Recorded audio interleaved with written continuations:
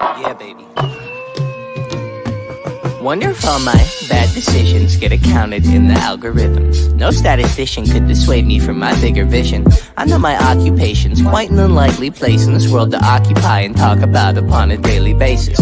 Our information's predetermined by some biased business. We all in sermon to Silicon that push out lovely neighbors. I'm done with paper chasing, think I'm on to bigger banquets. This that full circle, new wave, energy on a Tuesday. Turn a blue day to a bright hue, yellow with a smooth A in hair. Extra fruit, the brand, you can't move me. The music is man, it's a con job, but this grand. Been blessed with a great hand amongst many that stank. And yeah, it took some hard work, but blind luck play a huge role. And if they say that it don't, when they feeding you fool's gold. And if I know one thing, the truth's home. Even if it's a tough thing to swallow, an even harder thing to hold and truly know without a doubt while on the globe. And even though that seems inherent, it ain't always so apparent. Dangle carrot, you ain't always gonna get it. But don't worry, it's a pretty February in a year with more to carry and more days is yet to come. Under the sun, taking the ferry to the city where the moment's extra pretty, like the people, like the idea that I keep inside my brain that isn't equal to the real world. All that stress ain't saving me fear though. I swear to God I'm trying. They pushing their demons down my esophagus, screaming the easy life, what I want always. Praise made up holidays, tell me that love is the answer just to boost this economy. Buy more, sell now, but I ain't following. I ain't a hollow man, I'm full of them fall winds. Take it all with a tall grin, and if you feel it, do it with me. And just sing what the song says. Take it all for what it is. It ain't all so big. So big, so big, so big. Take it all for what it is. What it is, what it is, what it is, what it is. It ain't all so big. It ain't all so big.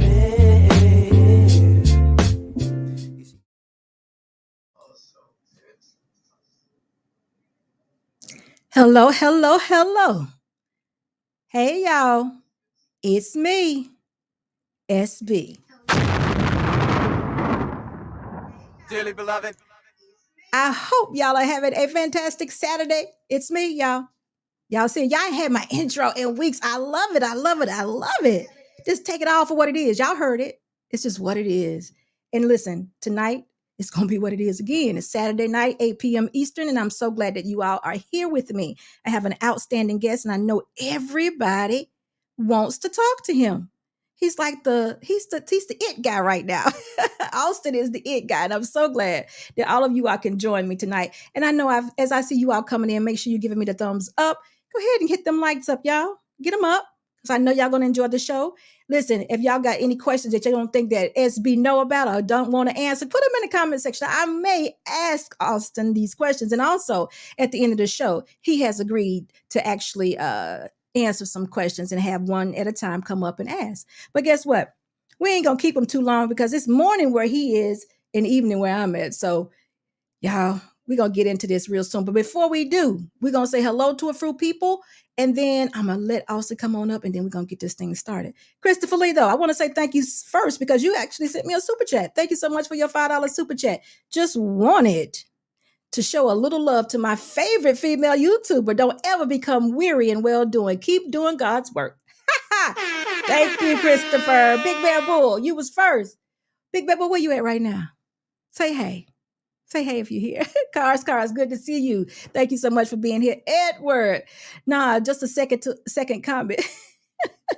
Edward, I saw you up there talk about can you rap? Yes. Don't you like that song though? I love that song. I absolutely love it. So anyway, you know what, Edward, put something together for me. And then maybe Mr. Boss will allow you to rap in my intro. I don't know though. I'm not sure. Darryl Long, how you doing? Good to see you. CBN, what's going on with you? Mel, it's good to see you. Lady Navoa, what's up, girl? Hope you're doing well. Miss Peaches, Mr. C, thumbs up to you both also. Make sure y'all getting those likes up as you come into the live. I appreciate you all.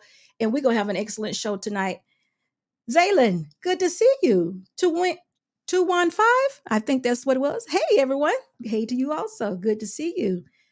Dr. Steele, what's going on? I know. Thank you so much for your support and thank you all for being here. JB, how you doing? It's good to see you.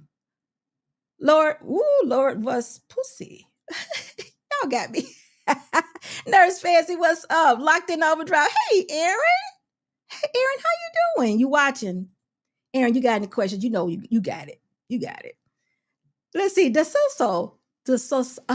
Hello, how are you? Moon Maiden, it's good to see you. Erosi. Thank you. Good to see you. Rosary, excuse me. Who else? If there's anybody else in there that I have missed, y'all know as the show goes on, I will definitely give y'all a shout out, give you the finger, and hope everybody's doing well. But for right now, I am going to bring this young man up. Auston, come on up. How you Hello. doing? Good, and Hello you? to you. I'm doing great. Good to see you. Good to see you as well. You looking mighty sharp this evening. Thank you. Thank you. I love You the as well. haircut. Thank you. I do my Thank best. you. I try. I try. So Doing listen, well. listen. This is SB Nation, and Austin, I have no idea if you know anything about what I do over here, but I'm the one that goes for both sides. I want everybody to be married. I already asked you. You already got me straight on it, so we ain't got to talk about that much. You already told Okay. me. We ain't got to talk Okay. about it. But I do want you to definitely talk about what you're doing right now. But I want you to start with a little bit about yourself because everyone just goes to the Passport Bros, which you represent, and you've already showed me that also. But I want to know how you got there because you are only 23 years old. And what it's saying to me is you like, damn, I'm tired already. I'm gone. So that's a big deal. That's a big deal. So I want to talk about that a little bit. But before you get there, I want you to tell me about your life in the US. Where did you live? I was born in Fort Worth, Texas, and I was living in Dallas, Texas before I left. Okay. And you graduated from high school. Did you go to any college? I went for 3 semesters to A&M Commerce. Okay. Okay. And you did a lot of dating. Always, always. I've been Oh, dating since ninth grade. Well, really forever, but I didn't, you know, seriously dating since ninth grade. Yeah. all right. So have you experienced any military life or anything like that? No. Okay. Okay. All right. And what was your family dynamic like? Um, we can say I had a single mother household, but I knew my dad very well. You know, they just didn't live together. Okay, that's good. Good. Yeah. All Mhm. right. Would you say you're anything like your dad? What I what? Would you say you're anything like your dad? Like 80%. Wow. Are you saying? Yeah. All right, Austin. All right. So listen, thank you so much for that background. You know, when you get a little bit of the background, you can kind of determine a little bit why people do the things that they do. So my next question is this. What was your final straw? Since you were dating since ninth grade, what was your final straw with the Western women or the women in the US? What was your final straw? And you said, you know what? I'm trying something different. Whenever I went to Brazil and I saw how different it was, that was the final straw. Okay. And I was like, okay, this is too different. This is too different. Yeah. So you went to Brazil like on vacation? Yes, I didn't have any plans on, oh, I'm going to stop dating in the United States altogether. I went there and I was like, yeah, I'm done. When I get back, I'm not talking to anybody. Now, well, I moved to Brazil in October. So that goes to show you how much of an effect it had on me. So how long have you been there now? I'm not there anymore. I'm in Thailand right now, but I left January 10th. So I was there since actually that was November 2nd to January 10th. So you've been out of the US since January 10th, 2021? I've been out of the US since October 16th. I came to Thailand, then I went to Brazil, and then I came back to Thailand. And what year was that? 2021, October 2021. Okay. And your first stop was Thailand, but in Thailand you wasn't sold. You wasn't sold on living. No, Okay. but I can do it now. I like it now that I'm here longer. Okay, okay. So tell us about this. What did you see in Brazil that said, no, I'm not going back or I want to change? Um, First, the amount of options, number one.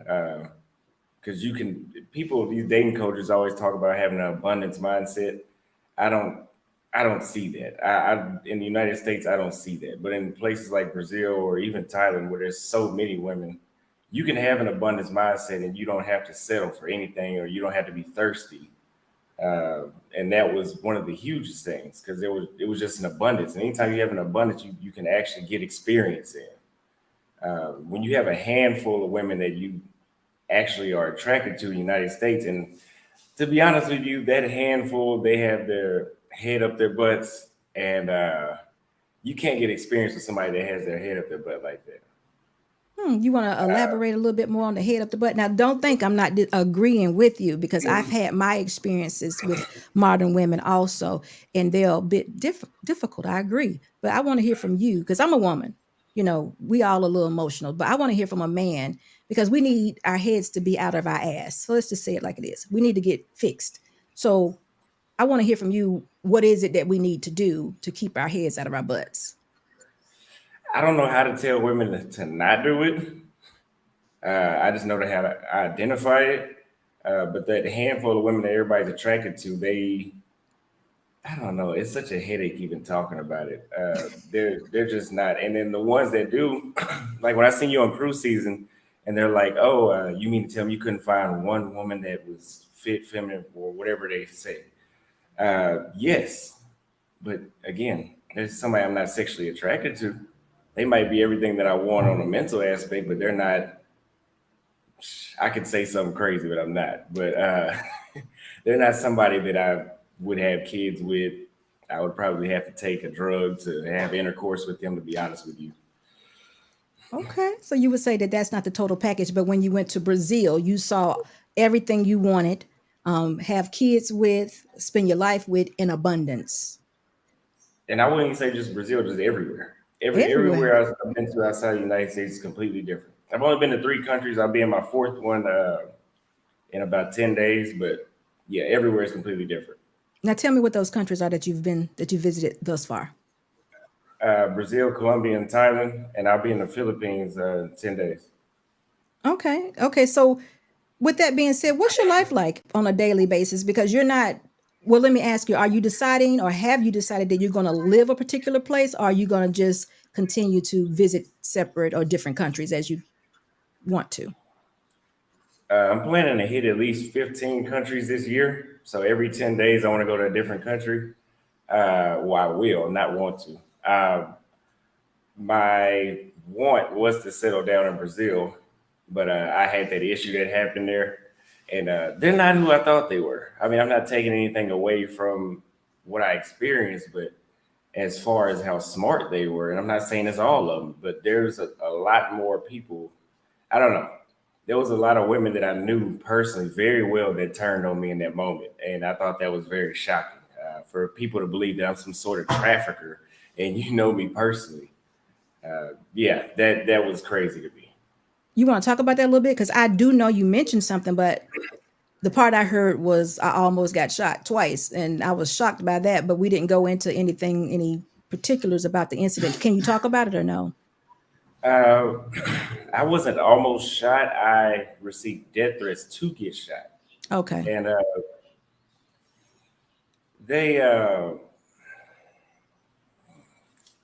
let me see. So I posted a video, like just all the other videos I had been posting, and apparently this is my first time posting a video on Twitter, and it went viral, and it had the potential to do from the radio was going to hit like 20 million views the first day. So a lot, and people, I don't know what's wrong with people. People think when I say that number that I'm bragging about how many views it got. I don't care about how many views that video got. I'm just saying that so you can realize how much attention it was getting. I think I got like 2,000 like notifications from Twitter alone that day. So it was a lot of people seeing it in the United States and Brazil.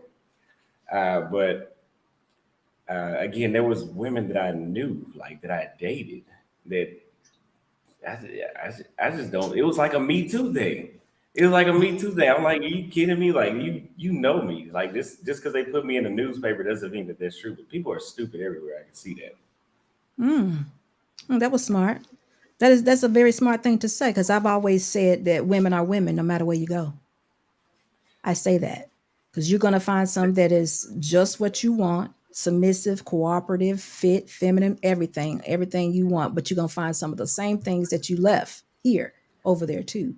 And you just got to know how to Yeah. identify. Got to know how to identify. And it seems like you've already had a slight experience with that.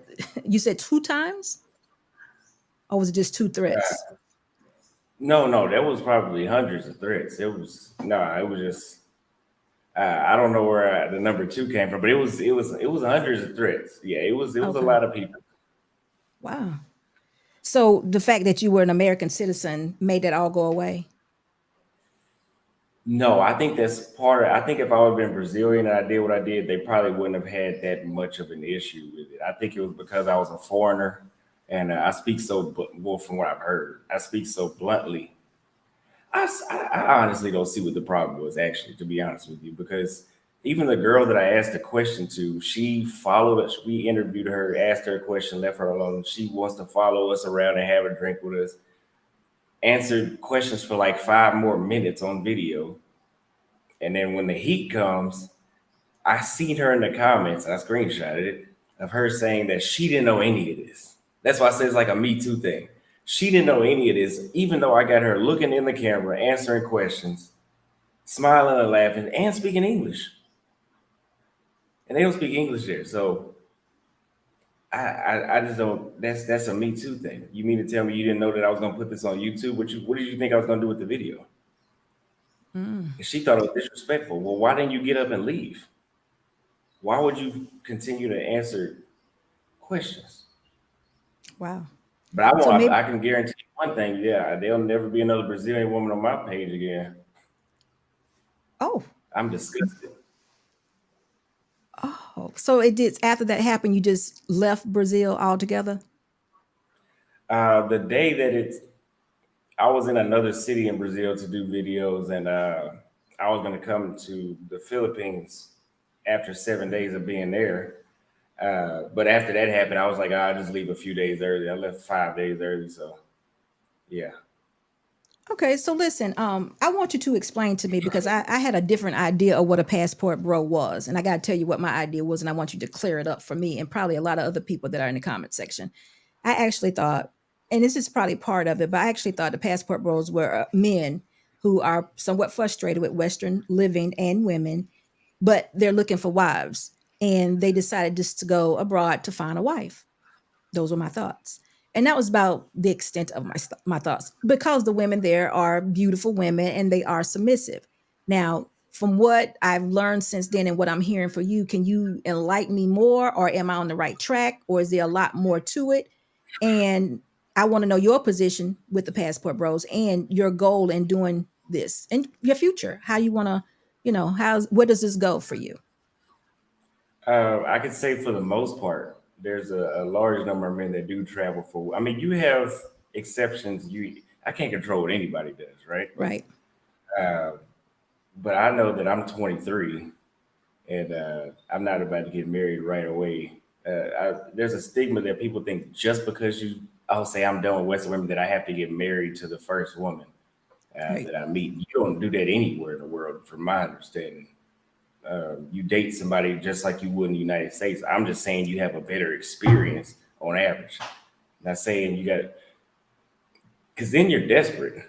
Then you're desperate if you just jumping on the first woman. But let me get back to your question. There are men, plenty of men that I've done consultations with that are actually serious, that don't want to run through women, that want to actually date for a certain number of months and then actually be serious with somebody and possibly move. I don't know what they're going to do, if they want to move down there or bring them back to the United States. But you do have sex tourists. I wouldn't identify. I think those are just sex tourists. I don't think they didn't have to identify as a passport, bro. There's no real definition to that. I think that's just a label you get once you start traveling to date. Okay. Okay. And what's your goal with But becoming? Oh, mhm. my goal is to live life, because I'm not going back. So whatever I would have did in the United States is what I'm gonna do out here. So at some point in the United States, I did want to get married. So my goal is to just be in another country and be married. Just whenever I'm ready. Again, just because I travel doesn't mean I have to get married the first day. I don't know. Some of these people are crazy. That or it's just bitterness. I don't know. Why didn't you marry her? Because like the same reason y'all talk about, they're going to get you for a green card. That's a real thing. It's not the majority of these women down here, but that's a real thing. And if you come down here marrying the first woman, you probably will get got with that because they are out here. But yeah, We have a video that talks just about that you did. But before we go there, you mentioned something about consultations. What do you consult individuals on? uh, surprisingly, they usually call me over things that I've already said in the video, but I think they just want to have that one-on-one time and have me elaborate on a more personal level, tailored to them more. So the last guy I interviewed, he wanted to come to Brazil, and he wanted to, which city would be better to have a slower pace to find a wife, and what should he do, and what should he look out for. And I told him all, how pretty much on average how Brazilian women treat men and what to look out for. Yeah. So, how many calls would you say you've gotten or get on a regular basis? That's a good question because I don't advertise it. I don't advertise it. So that last one was weeks ago. I don't ever advertise it. And Okay. especially it's hard now being in another time zone. Mm. But when I was in Brazil, it was one. I was doing about one a day, one consultation a day. Okay, so what we're going to do right now, because you mentioned that, is we're going to go ahead and play the video. It's you, and you're speaking of just what you mentioned, because I want to ask you some questions coming from the video. So just give us a second, and we're going to pull that right up. More than likely, if you watch my videos, you may want a wife from Brazil, but you're gonna start off with the hookup culture. Guys, do not come. Let me tell you about that. Do not go, especially to Brazil. Do not go to any country on this shit like, oh, I'm gonna find me. I'm gonna go straight down and get in a serious relationship right away. You gonna get your ass green carded, used up, and milk dry.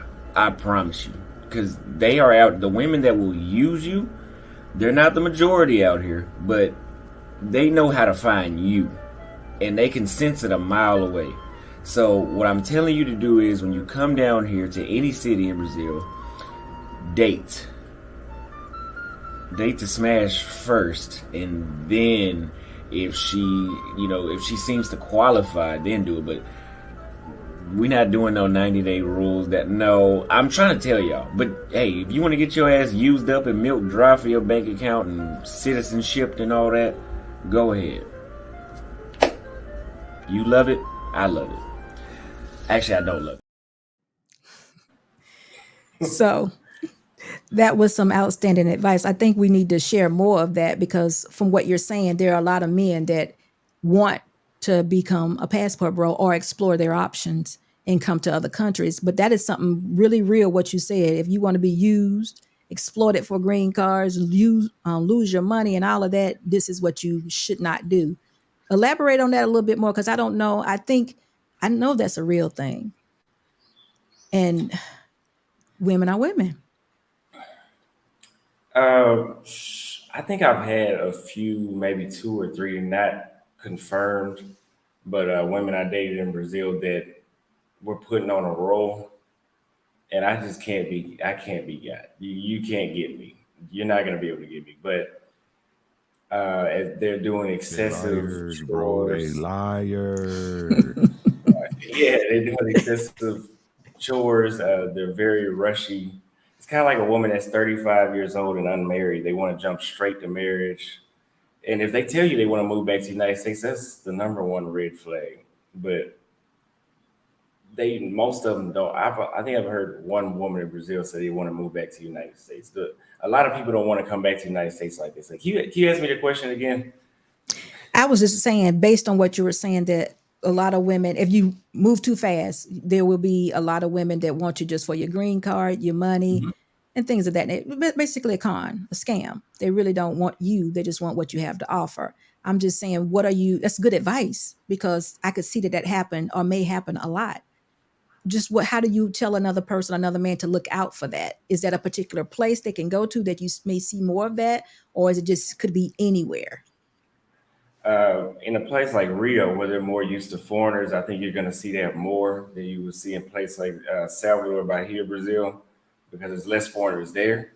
But the way how dudes are getting got with citizenships and green cards, number one is just ignorance, meaning that they don't know anything about women to begin with.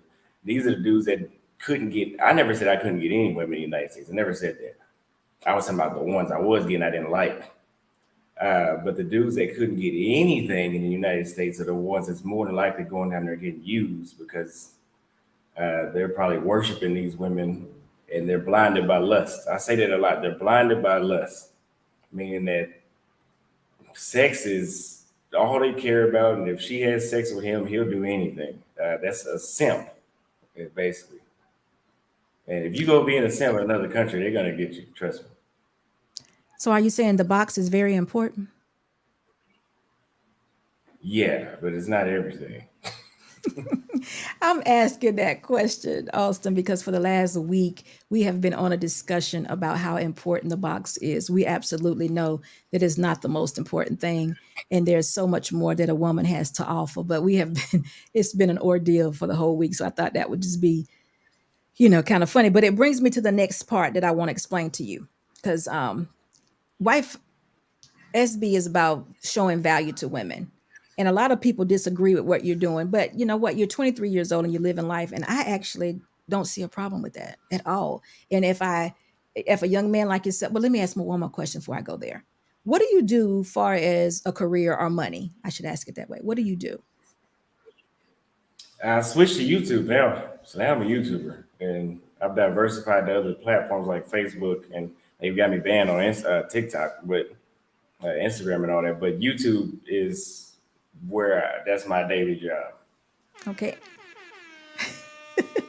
That's Mr. Boss in the back. Now, would you consider yourself a high earner? And I'm asking that question again because I don't want anyone to take away from this interview that Austin is anyway an awkward young man, because I don't see that. I see very much confidence. And when you have confidence, Yeah. that means you have something to back it up. So I need y'all to know, ladies, that this is not awkwardness. This is confidence. So go ahead, Austin, answer that. You don't have to answer that question, but you know what I mean. It depends on what you call a high earner in the United States, but I would consider myself I made over 100 grand when I was in the United States. And I for sure do on YouTube too. So, I mean, it depends on what we call high earner because it seems everybody has their definition nowadays. Some people it's 500 grand and up. But when I was cutting hair, I was making 120 to $130,000 as a barber. So for a barber, that's high earning. Yes. And I saw the confidence and I saw, it makes more sense to me because when you ask a woman for her number and she doesn't give it to you and you just say, okay, bye. To me, that's like, okay, there's Yeah, millions that's fine. moving, moving on. Exactly. So I understood that. And that was a question that we had on the cruise season. But I'm going to ask you a question because I'm the person that wants every woman that wants to be married, right? So I actually push on everybody, well, not push, but I tell women to preserve their box or their vagina. I tell them to preserve it. And I do that. I say preserve it until you are married. And I noticed that you're a young man and you're saying if you didn't see the whole video, in the video, you talk about a bust down culture. This is what you do at this particular time in your life. And this is what you do when you're moving on. So if I'm a woman and I'm telling other women to have value, to get your value in your life, you should preserve your vagina. And you don't have sex with someone until they promise you marriage. What do you think about that? In modern day society, that's hard. Uh, hmm. I thought about that. I don't know. I don't know if I could do that. I don't know. I don't know. I don't know. I don't know how realistic it is for women to preserve themselves. Their life. It's possible. I'm not saying it's impossible, but people are losing their virginity in middle school now. It's kind of hard. Sometimes the news is too late, especially if you tell women in their 20s to preserve themselves. I don't know. I don't know. So That's hard. it is hard. And you're right. I'm not even speaking of a virgin. I'm speaking of someone who may have already had sex. But in my theory, I'm saying to myself, well, you can't live in a Oh, chaotic way all your life, because a man for me, I'm married, been married a long time. I know it's very important that you all see value in us. I need to be an asset to my husband. I don't need to be someone else's bust down. I need to be an asset to my husband. He needs to see virtue in me, modesty in me. He needs to see a wife. He needs to see someone that he's proud of, that he can take anywhere. And if I can't present that because I'm a city girl, or I'm living this life that, you know, doing all types of things, I'm not going to get all into the things but you already know, Austin, things that women do. And I'm just moving through life and I'm not caring about my presentation and I don't have any value. How am I going to ever become a wife if I don't decide I need to preserve myself and change my mindset about who I am?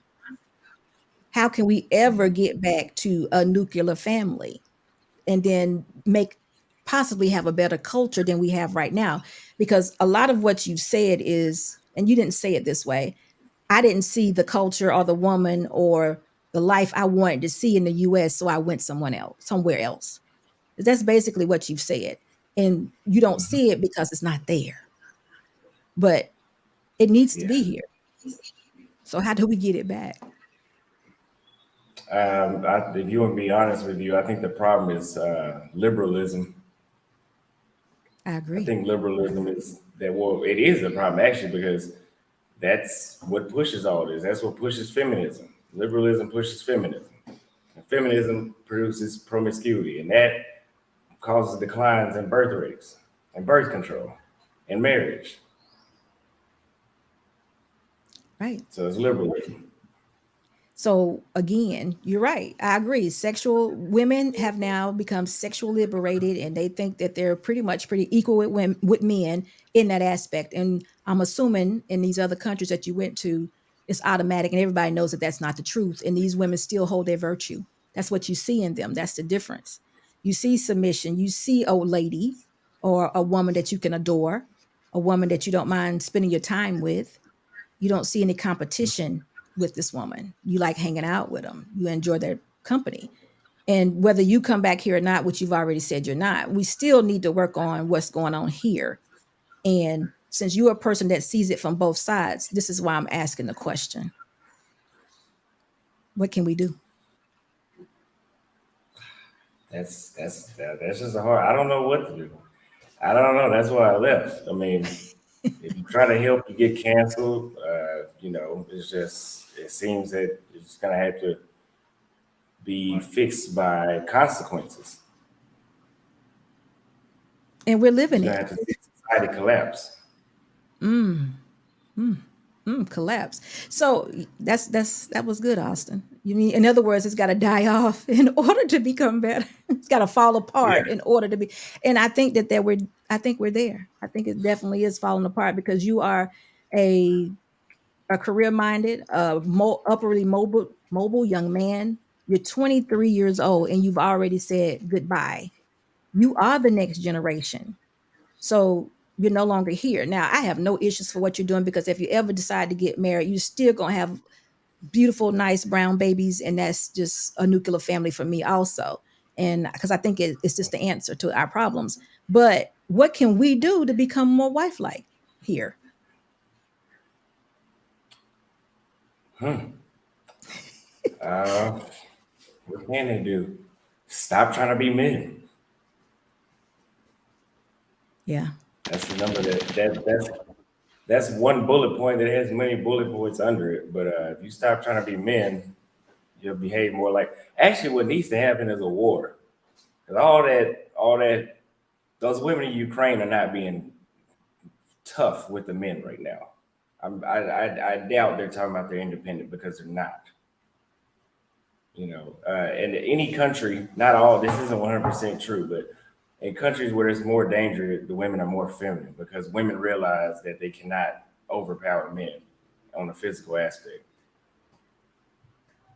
I mean, if you That look makes at World War II, women supported men and decided to work in the factories to help men build weapons and all kind. They helped men. They didn't say I was independent because they knew if these guys lose, you don't stand a chance if these Nazis come over here. You're right. And that's very good. And, I don't know if everyone knows, but we may be closer to that than we ever could know. There's been if any one of you are even in the comment section, if y'all been following the news this week, y'all know it's been a balloon all over the United States, straight from China, just looking at all our intel, checking out everything. Did you know that, Austin? Yeah, I saw that. They did finally shoot it down this evening. Well, around 3 o'clock today, it finally Eastern. They finally shot it down, but it went everywhere. It saw everything. So you never know. We'll never know what that actually was about, what it was, and who did it. What they said it was China, or whatever. But things like that could be very much the makings of an attack. And you're exactly right. Something has to be extreme in order to get our attention. And like you said, the women in Ukraine are not fighting. No, they're like help, help. But it's terrible that we have to get that far. It's terrible that we have to get that far. But again, my mission is to let women know that we have to add value back to us some type of way, because we do need husbands and we need to be covered. That's the ultimate goal, is for women to be covered. We're supposed to leave our father's house and go with our husbands and be covered. So if wartime does come, we know that our husbands are there for that purpose and all these other things. But again, it's our role, and it's our role to be fit, feminine, cook, clean, assist, submission, cooperation. It's a given. And I'm also doing that with Wife Ed. But it's just the liberation, the feminine, the sexual liberation just knocked us off. It really did. And it's time to get it back. So I definitely agree with you on that. But I don't know. It may not be, but I keep thinking to myself, but you're 23. It was supposed to be in your generation, but you already said bye. So now we're looking at the 10-year-olds, possibly. We got to start with them. And that seems like seems like so far fetched that would happen. So Yeah. so anyway, what could you recommend? Do you recommend Passport Bros to young men right now? Are you recommending it? Yes, because I'm a young man, and that's what I did. When I was a barber, I was telling all the dudes everybody, but especially dudes of my age, to try what I tried. And actually, the first guy I traveled with, he's like 2 years younger than me, and he does the same thing. He tells his friends to try it too. And I even heard people in high school watch me, and I see it on my in some of my comments. Some school teachers say that some of their students tell them about my videos. Did you say they're younger than you? Like 16, 17. Oh, hold on for a minute, Austin. Let me read these super chats. Christopher Lee, thank you, Christopher. He says SB is sharper than a what? Sharper than a razor edge. Thank you, Christopher. And Dr. Steele says, Austin, when you started dating overseas, did you get my pushback, or did you get much pushback, hateful comments from modern Black women? Yes. Yes. And those are the same women that those Brazilian women decided to side with a couple of weeks ago, which is crazy to me. Those Black women called those Brazilian women leaf dress wearing, no running water, no electricity, and poor and uneducated. And that's what those Brazilian women sided with. Are you saying the feminist movement has come to Brazil? Oh yeah, it's there. It's nowhere near as bad. Even with what happened, it's still not as bad. But they're not that smart. I can see that. Wow. So what do you say about men that call you a simp? Prove it. How would you do that? I mean, I don't agree with that. I don't agree with insults and things of that nature. But a lot of times, and you already know this, people were saying that they didn't feel like you have or should have. They didn't feel like you exhausted all your options here before you left. Do you feel like you exhausted all your options, or you just said, "I don't need to do that. I'm ready to explore"? I don't think it was worth exhausting all my options. Ask, ask those people, have they been exposed to what I've been exposed to? You got to tell us about it. We don't know exactly. I know I don't. If you've been exposed to what I've been exposed to, you don't see the value in coming back. Because I tried. The first time I didn't talk to anybody, I came back from Brazil. The second time I was like, okay, maybe it was just my age, or I was just going through a phase because I went to Brazil and I had a good time. Again, I tried to date. It was the same thing. I was like, yeah, I'm not going to stress myself out trying to deal with people here. And I go to this other country and it's just on easy mode. So you were saying, okay, so this has something to do. There was some negativity in your upbringing, in your neighborhood. Is that what you're stating? Is that what you? I actually don't think it has anything to do with how I raised. I mean, how I was Okay. raised. I think I could have been raised any sort of way and had the same result. Do you mind sharing a little Actually, bit? actually, I think if I was raised in a liberal way, I'd have a worse result. Mm, I understand I that. think, yeah, I think I'd be super soft. So you're saying due to your belief system being somewhat of a, how can I call it? I don't want to, I know you're not liberal, but I don't want to say that you're a Republican either, but it sounds like Conservative, you're saying, go ahead. conservative. I, I know you're not conservative. You don't live like a conservative person, but I guess that would be the closest thing to it. What was your upbringing conservative? Yes. Okay. Okay. So seeing that you were conservative, then things that you were seeing did not align with that at all. Yeah, like as simple as knowing how to cook. And then you say that to an American woman, they say you want a mom. Like I just posted a video on all my platforms yesterday with the Thai woman I've been with here. She was cooking and she was talking about how the women say that, oh, you just want a second mom. And she's like, well, that's actually the best way a man should look at you because if he treats you like his mother, I would expect that he would love you like his mother, right? I mean, it only makes sense. But American women see that as, oh, yeah, I just don't want to be your mom. So what do you want to do? Just have sex with me? That's it? And that's not usually good either. So you were brought up with conservative values and somewhat Yeah. tradition. You saw a mom cooking and cleaning, and you have an expectation of a woman to do those things, whether it's your wife, girlfriend, whomever. You just have an expectation for that to happen, which I agree with because I guess I was grew up the same way. That should be like a given. And modern women may not go in that direction. You're exactly right. But now that you're an adult male and you're living abroad, you are not living conservative at all, are you? I'm more conservative than I am liberal, but I don't want a 100% conservative or traditional woman either. You know, like one of my homeboys saying, I don't want a woman that's so traditional she looks like she's going to church or she's a nun every day. Okay. You know, Okay. there needs to be some modernism to it. We're in 2023. I don't want to feel like I'm in some cornfield in the Middle Ages. You know, when I'm dating somebody, I definitely wanted to, or the color purple or something like that. You know, there needs to be some modernism to it. But for the most part, I want there to be more conservative than liberalism. Yes. So how would you define traditional woman? Well, what I Where you are now. in this country, Yes. because they have liberal women here too, but they still let a man lead and serve a man. Like those are the two things feminism goes against hard is serving. Like that, oh, you want a mom. Like that's feminism teaching that, like, oh, you're not supposed to be his mom. He's supposed to worship you. I'm not worshiping nobody. I didn't even worship my own mother. I love my mother, but I never worshiped her. I don't expect her to worship me either. Just treat me with some respect and appreciation. Is that somewhat confusing? Because right now I'm thinking of a liberal woman with traditional values, and it's almost like, when does it end? Where do we draw the line? What's good and what's not? How do you how does she follow a man being that way? Is that an argument every day? Does that look like cooperation, or do we just look like business partners? That's this fantasy that a lot of women have, and some liberal men, so-called men, they have this.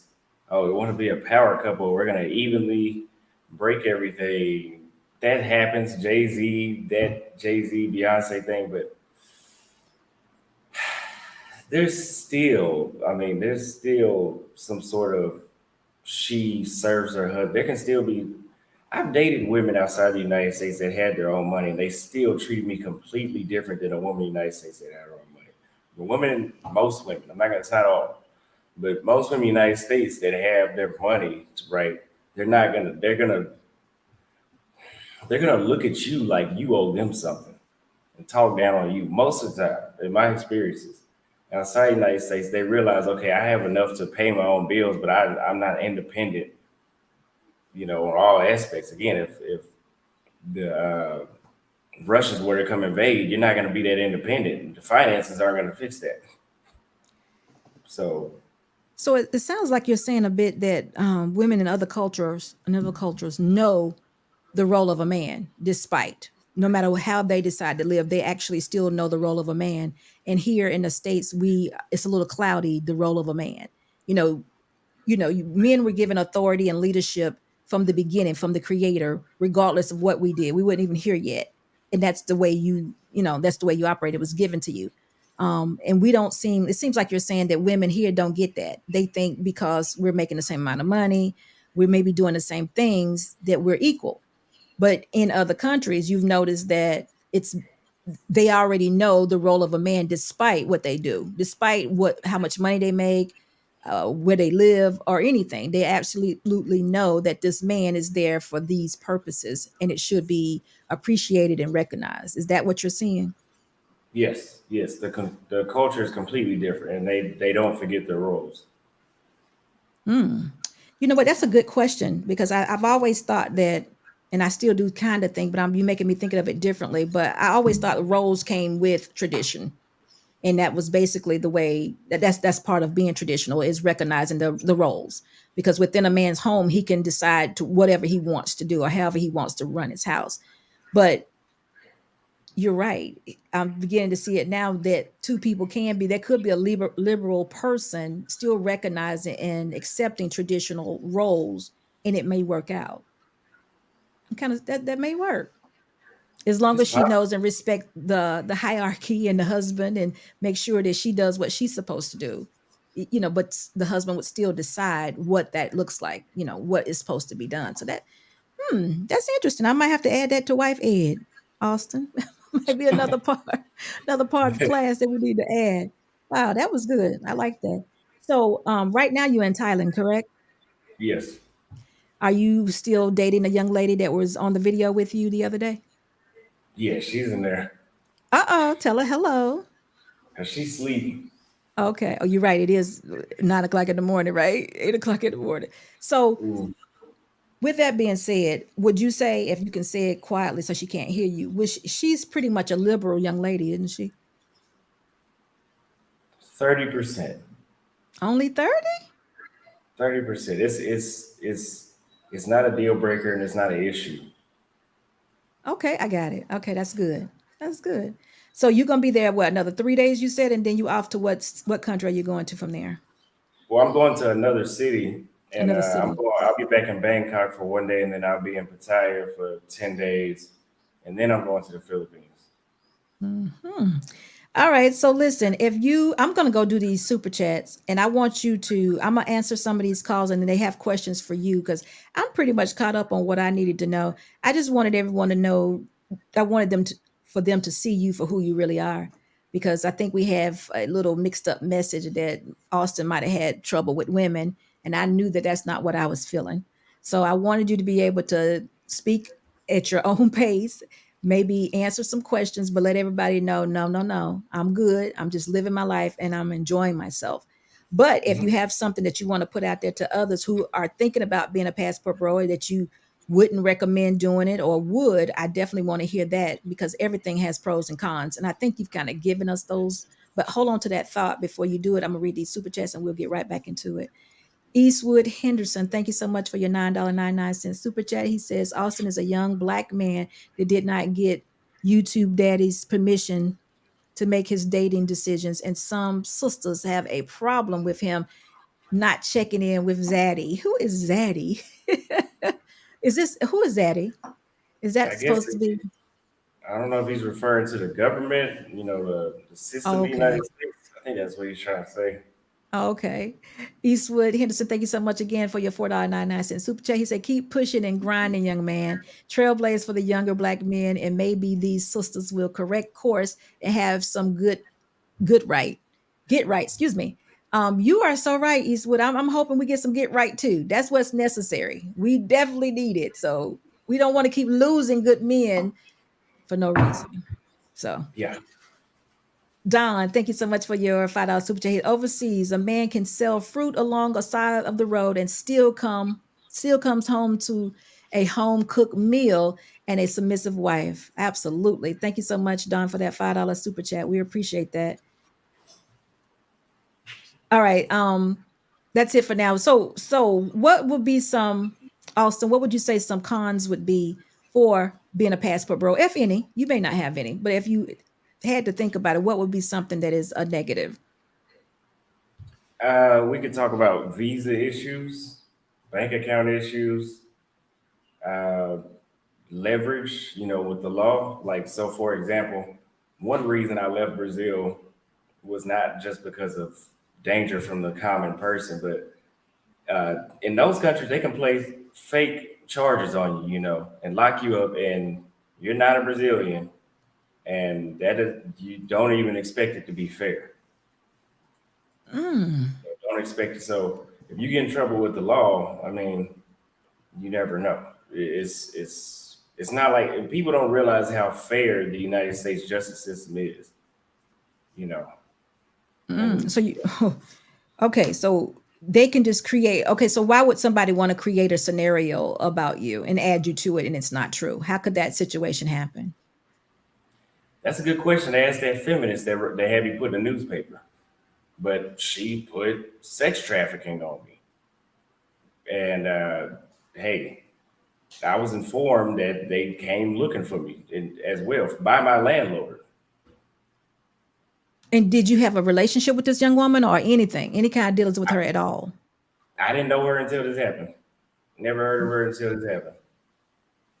Wow. Now that is a big deal. That is a big deal. So right now, could you say that you may have charges waiting for you in Brazil if you should go back? I'm talking to a lawyer, and she's Monday. She'll have that answer because she has to go to the police station to see. But I, if there is, they're all made up because I know for a fact I don't have enough money to do that. I mean, those people make a lot of money. I don't have a lot of money. You know what? You do need to be careful. Well, I've already told you because I didn't think of extremes like that, but you definitely still need to be careful because I do see that you could be easily part of some kind of scam. Of somebody, what we would call a lick. I could see somebody doing that and setting you up in a way and taking from you, though, not making you a big part of some kind of sex ring, but just hurting and taking from you was more my thoughts of why I said you got to be careful. But wow, that's big time to say a person is part of a sex ring or what have you. That's a big deal. Yeah, that's a hell. Yeah, she's gonna have to apologize publicly for that. Is that some type of punishment or what? Is that just something that you want? Well, her punishment would be me suing her, but I want an apology as well because she has those fools down there that just read a headline and run with it without actually looking at my videos or thinking that I do that. And I want all those newspapers to go back and rewrite and clearing up my name. That's hey, who says I will get that? But at least I want it from her. Well, you know what? I got to give you the heads up about something. I didn't think it was a big deal, but I also got a call or email, whatever you want to call it, talking about tour guides and you. um, as though it might be something fishy or this could be something to that. So it didn't make much sense to me at that point. But now that you're saying what you're saying, I don't know if you have used tour guides to actually take you, throughout the country or what have you. But you be careful with that too, because I did get an email saying something about that. About Um, my tour guide, yes, sir. that woman that's staying with me. What Like I difference does that said, I don't know. I don't know. I did get a. We'll talk about it. Don't. I'm just it didn't make any sense to me. But now that you said something about the other thing and people are making up stories or what have you, now it's kind of like, what? Okay, so I did, and I'll discuss it with you when we're done speaking, and you can handle it in the way you need to. Um, okay? Just okay? remind me to tell you because you definitely need to know. I just didn't put too much into it, but now it makes sense, and I'll let you know what they said. Do we have any more super chats that I need to read out? DeSantos says, "My hold on for a minute. My boy Austin is showing that women inside the U.S. are raised to take care and take care of and respect the men they date. He was tired of women in the US BS and games. You're exactly right. You're exactly right. Thank you, DeSantos, for that $5 super chat. Let's see here. Pollard J09. How are you doing today? Thank you so much for your $10 super chat. Boss, thanks for giving Austin a fair shot on Krew season. All I heard was socially awkward. Men and trio lied. Oh, I don't know. We'll talk about it. Men approach women and they pick. So him finding one is not on Austin. You're right. I mean, I knew then Austin wasn't awkward. So I didn't, want to hold on to that idea, but I just do think that there's some beautiful women here in the United States. But guess what? It's his choice. It's Austin is your preference. If you find many women somewhere else, I mean, live your life. I think this is outstanding. The fact that you haven't gotten caught up with a woman and became made someone a single mom or had child support issues and you're living your life. I think this is absolutely fantastic. Now, the part that kind of makes me sad is that you say I'm not coming back. But if you find a nice woman that treats you good, that loves you, and she's willing to have a family with you, that's a good thing also. So I can't get mad at that either. So, but that's the only thing. I would love to have you come back as a grown man and know all these things that you've learned from visiting all these different countries and be able to share with someone. But again, do what you got to do. Do what you got to do. Next level. Thank you so much for your $5 super chat. Beautiful collaboration. Thank you both. Thank you, Mark Thompson. Thank you so much. Austin is living his life. They weigh life. They want most wish they could do. Most wish they could do. You're exactly right. His age and it pisses people off. Oh, I hate that. Enjoy your journey, brother. People owe you an apology big time. So Austin, you've been getting a whole lot of pushback for deciding to go abroad by men and women or just women. I would understand women, but surprisingly, it's more men. Really? I'm surprised by Yeah. that too. Hold on for 1 second. Grant, thank you so much for your $4.99 super chat. Brazil also doesn't have extradition treaty with the US. Great content, guys. So when you say pushback from the men, what has it been like? Is it been more so that you can't find one here like that? Well, it's just like on the cruise season. I mean, they just pretty much make up stuff like, "Oh, you must be awkward or gay, or you must be a beta male, or you don't have any game." Stuff that pretty much can't be proved. I mean, they're just saying stuff. That's what the men do. But women, I can get it. I can get it with women, but I'm still shocked that men are that upset. It must be just because they can't do it. Well, you know what? We go back to the cruise, and I think we just didn't know enough about you. Well, I didn't. That's why I kind of got a question in here and there to try to paint a picture of what was going on. We saw the video of the young lady. You asked her for her phone number. She said something silly, so I got that part, and then I was like, "This is not making sense," because I think that that's what it is. We just didn't have enough conversation far as to make an assessment on what kind of man you were. As far as other men just out here, they may be a little put off because they can't do it. Because I think it's an outstanding thing to be a single man, no kids, and be able to explore before you make your final decision. I don't see anything wrong with that. But again, I think you need to protect yourself. I don't believe in I'm not that random sex type girl. I want men to definitely protect themselves, always be in that leadership position, authority position, and making good decisions because that's what we need. But you got to live your life. Wow. So Yeah. before we bring up Mr. Game Changer, before we bring up our we gonna just let them ask the question, or what do you want to do? Game Changer, do you have a camera that we can actually see you? We don't usually let people up like this. Occasionally we do, but it's kind of different today. Can we know who you are? Let's bring up CBN first, and we're gonna deal with that. But let me be done with these super chats. Grant, was that the last one? Grant, keep going. And take one. I am 24. Thank you so much for your $2 super chat. I am a 24 when I moved Thailand, not coming back. Oh, thank you. Thank you for sharing. There we go. Eastwood Henderson again. Thank you so much for your $9.99 super chat. YouTube white supremacy. Oh, low is well worldwide. The laws in any country are not for Black Americans, but in Thailand, they stick together and are extremely on code. Thank you so much for your $9.99 super chat. Would you agree with that, Yes, Austin? yes. Okay. I think in every Okay. country it's like that. Okay. Tampa Bong. Let's see.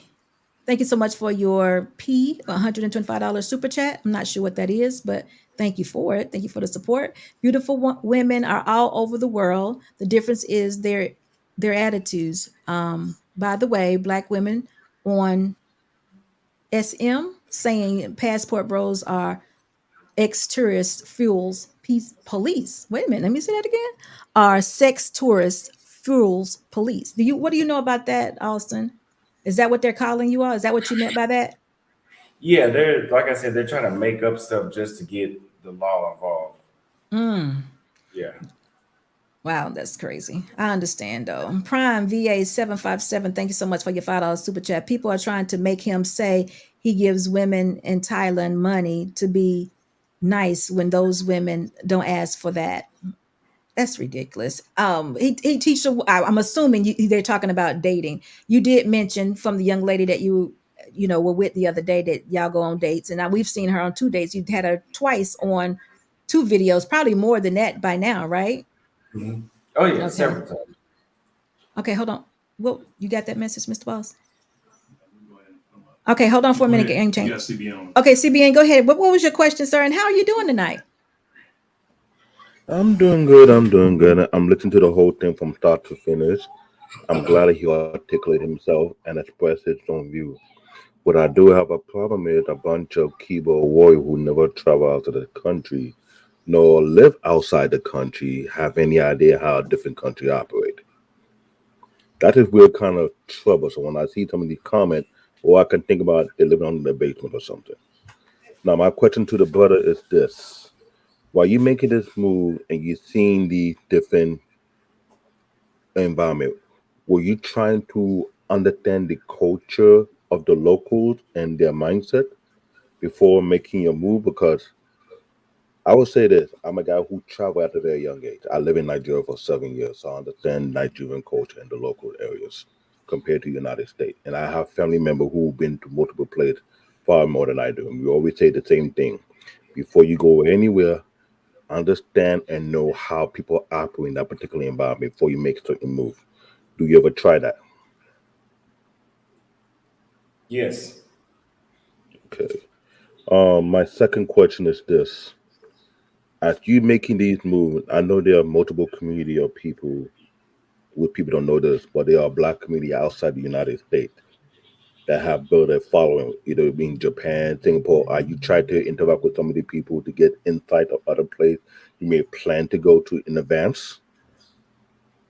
Yes. Okay, I know Yes. there's one particularly called Black in Japan. This one have been out here for at least 5 to 6 years. Too many people don't know that the guy who run that channel is a Nigerian man. So I'm just asking that question. No, I Hmm. don't have too much question because it seems to me you have your head on strong. You have a solid view what you want to achieve, and I respect you for that. For a guy at 23, I take my hat off for you because a lot of people don't know this. Papa Bro have been here in the 60s. Hmm. It's mostly by military guy. Then the immigrant started in the 80s. A lot of people beside African people go outside the country to find their white, either lead them there or to bring them over here. And it's not a new thing. In my neighborhood, there are people as young as 20 to 25 get married at a very early age outside the country, not inside this country. So that's I'll be telling people you have to do your homework. You can't assume things without actually digging in and ask questions. So other than that, I appreciate the conversation. You're doing a great job, Austin. I support you. Regard what anybody say, keep doing what you're supposed to do, all right? Thank you. Other than that, Yes, I'm sir. good. Thank you, CBN. So listen, I do want you all to know that Austin on his channel, Austin, shout out your channel because it's a good channel. Go ahead and shout it out right now because I want to reference something. So go ahead and shout out your channel for me. My channel is my name, Auston Holleman, where I talk about men traveling overseas have better options and have a more, let's say, luxurious lifestyle with a U.S. dollar. See, that makes more sense now. Maybe we should have done that at the beginning. But on top of that, he also talks about how important it is to learn the language. How it couldn't be, how you can get in so many different situations if you don't understand how to speak the language. So definitely visit his channel if you're thinking about, oh, like he says, he cancels also. So make sure you visit his channel if you're thinking about living abroad or becoming a passport bro. He could maybe help you, or we don't know. But Game Changer, come on up and let's say hello. Hey, how you doing? I greatly appreciate you allowing me to come up. Okay, good. So Thank you.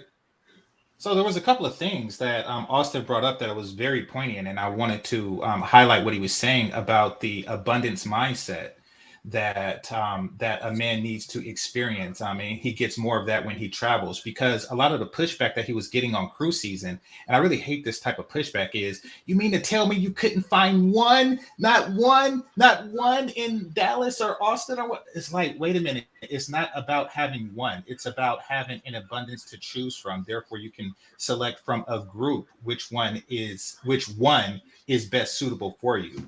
I didn't like that they were trying to put on you that, a woman need only the basics, which is being, pretty and feminine. Femininity should not be the basis of compatibility. That should just be a base requirement.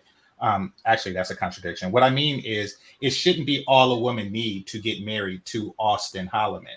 I mean, she needs to be compatible with you in other ways. Would you agree? Yes.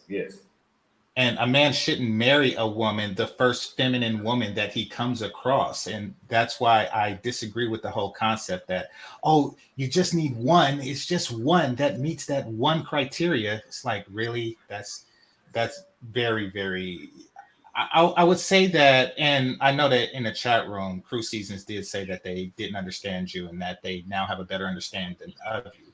But no, a man does need an abundance to make a proper decision. And the same with universities, the same with jobs. You don't just pick the only one that's available to you. You don't have any leverage in that particular situation. You want to pick the best of many, not the only one that presents itself to you.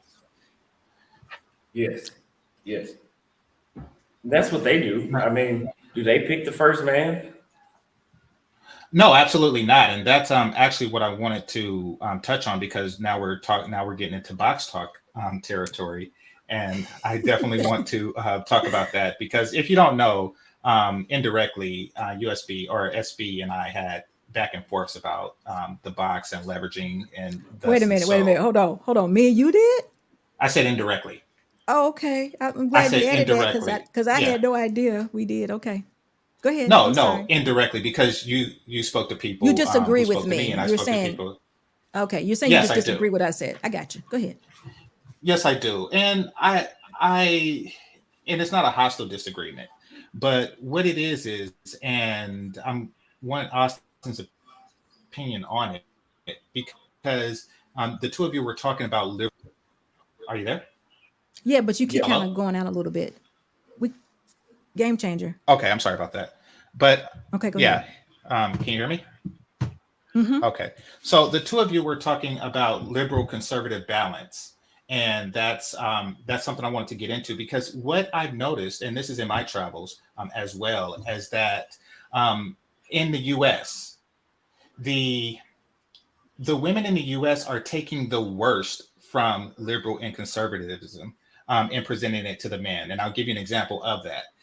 A woman who's taken the worst would be somebody who had a promiscuous past, but decide to reserve herself for you. That is the worst of liberal and conservative, meaning that she was liberal in the past when she was spreading it out, maybe had a few kids, et cetera, et cetera, et cetera. She took that aspect of liberalism, and then she decided to present a conservative box to you.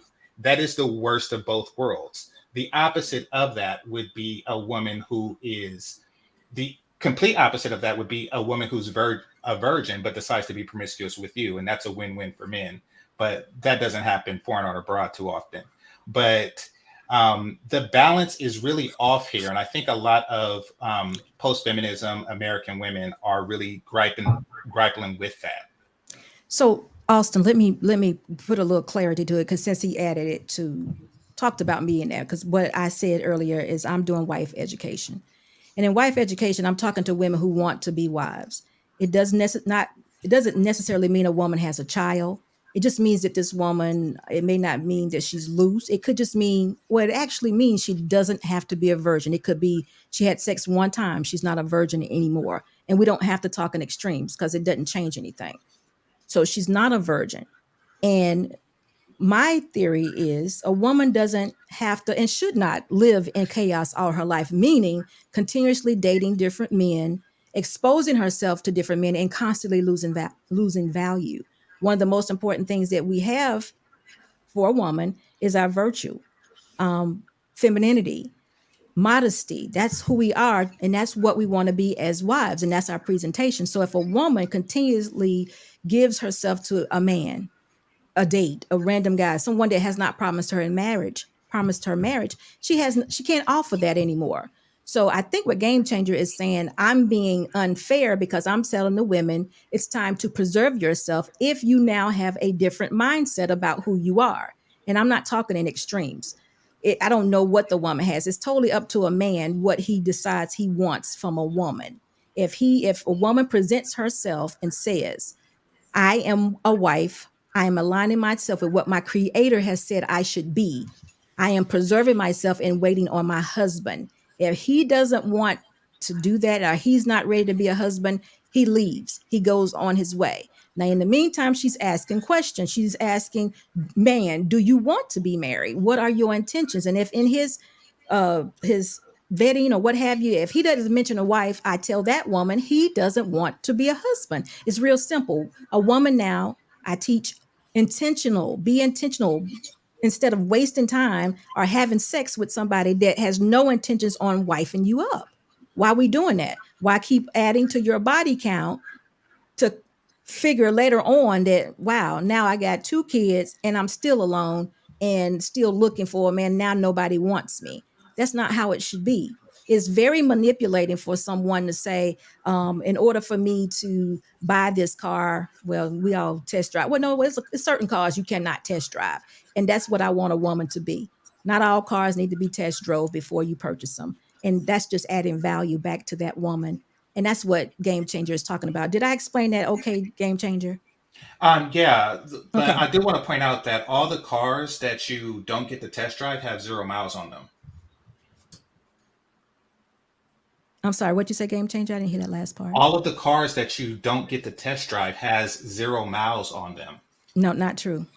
Well, of course, they have to drive it to the showroom, but I mean, It's just an speaking, example, but I yeah, understand what you're saying, but it's quite manipulation. It's manipulating to tell a it's woman she has to have sex before you marry her. But we're not going to take away well, Austin's it's time because this is for manipulating to Austin. say, okay, but is No, it no, not no, no. manipulating? No, it's Okay, not. fair It's enough. not because, listen, it's not because she's valuing herself in this moment. If you And don't he's want to valuing deal, herself. and that's okay. He doesn't have to be with her. Oh, okay. So it's not manipulating for a woman to say you have to marry me in order to have sex, but it is manipulating for a man to say you have to have sex with me before I consider marrying you. Is that what I'm hearing? Absolutely. Because guess what? Okay, But let me tell you why. Because we are saying to women and men, the box is not what's most important. You're making the box most important. I'm telling women your virtue, your femininity, your modesty, all these things, your ability to cook and be a good wife is more important than your box. That but those seals, things aren't being reserved, are they? they Like if are. all those things, They are oh, really? now So you're because saying that women aren't, are, you're also, They are now because I have now realized where I've gone wrong, and I'm no longer living in chaos.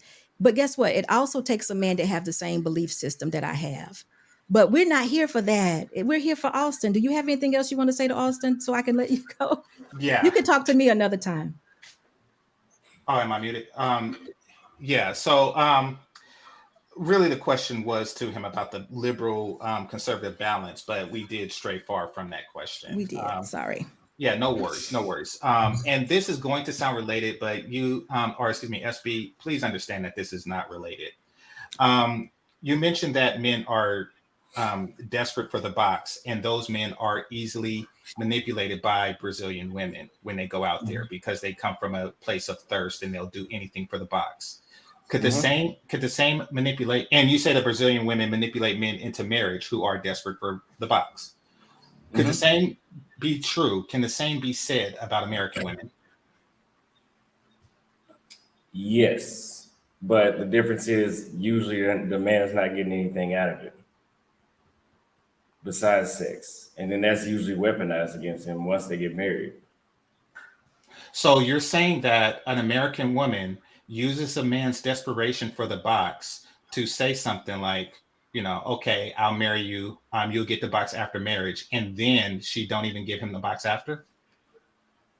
I've never been married before. What I've heard, the sex doesn't speed up after the wedding ring is put on. So it goes from 0 to 0 in the case of a woman who didn't give it to you before because it's not speeding up.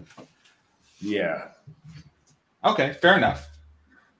All right. Thank you, Game Changer. Do you have any other questions? If not, we're going to bring up the next caller. No. Thanks for having me. Thank you. Bye-bye.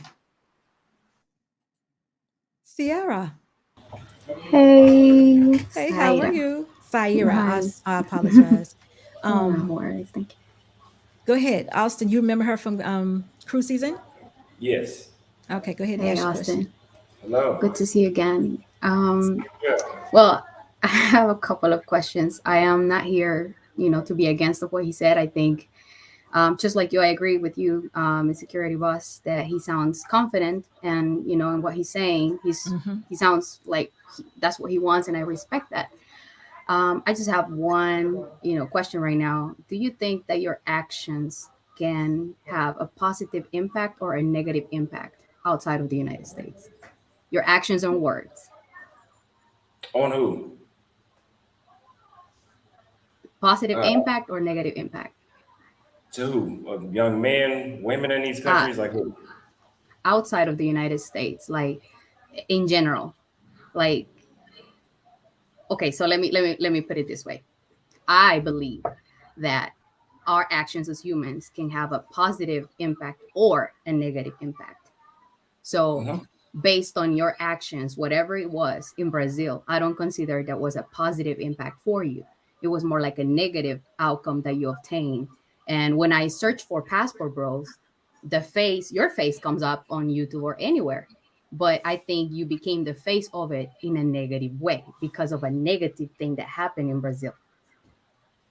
That's just the way I see it. I'm not saying that you did it or you didn't do it. I'm not saying that. I'm saying that the reason why is something negative. So I have no problems with men. I want to make that clear. I have no problems with men traveling, exploring, wanting to meet other women, feeling safe and welcome and, like with other women, enjoying other women outside of the United States. That's not what I'm saying. But there are things that I feel that are going to be or could possibly have a negative impact later on if you continue to do the way that you do. Because I think the way that you promote women or you put women out there, they look easy instead of like, I don't know. I look at these women and I am not in the United States. Okay. So when I look at them, I can see that they are easy. And they are there for a reason. What's the difference with a woman being with you in the United States with a high body count and a woman outside of the United States that stays with a man, a tourist, for 5 days, 10 days, lets you go, and then another tourist comes in and stays with that tourist, and her body count is getting higher and higher and higher. It's the same thing. You get a better experience.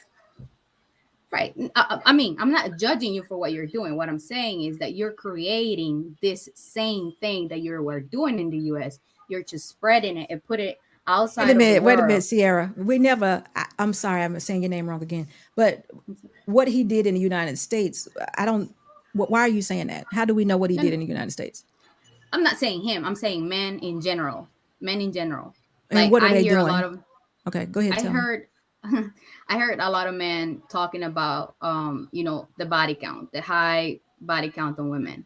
Okay. And I'm like, put that weight or that those miles on these women. I agree that the women shouldn't allow that to happen.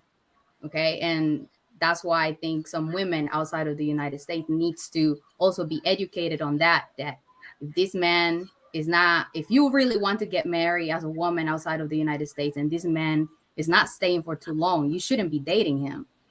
But this is the thing, it's creating that, oh, just because I'm going to give him the box, he's going to stay with me. They're not telling you that, but that's the delusional part on women. It doesn't matter where you go, women are women, which Miss Security Boss said it earlier. Women did. still want to get married.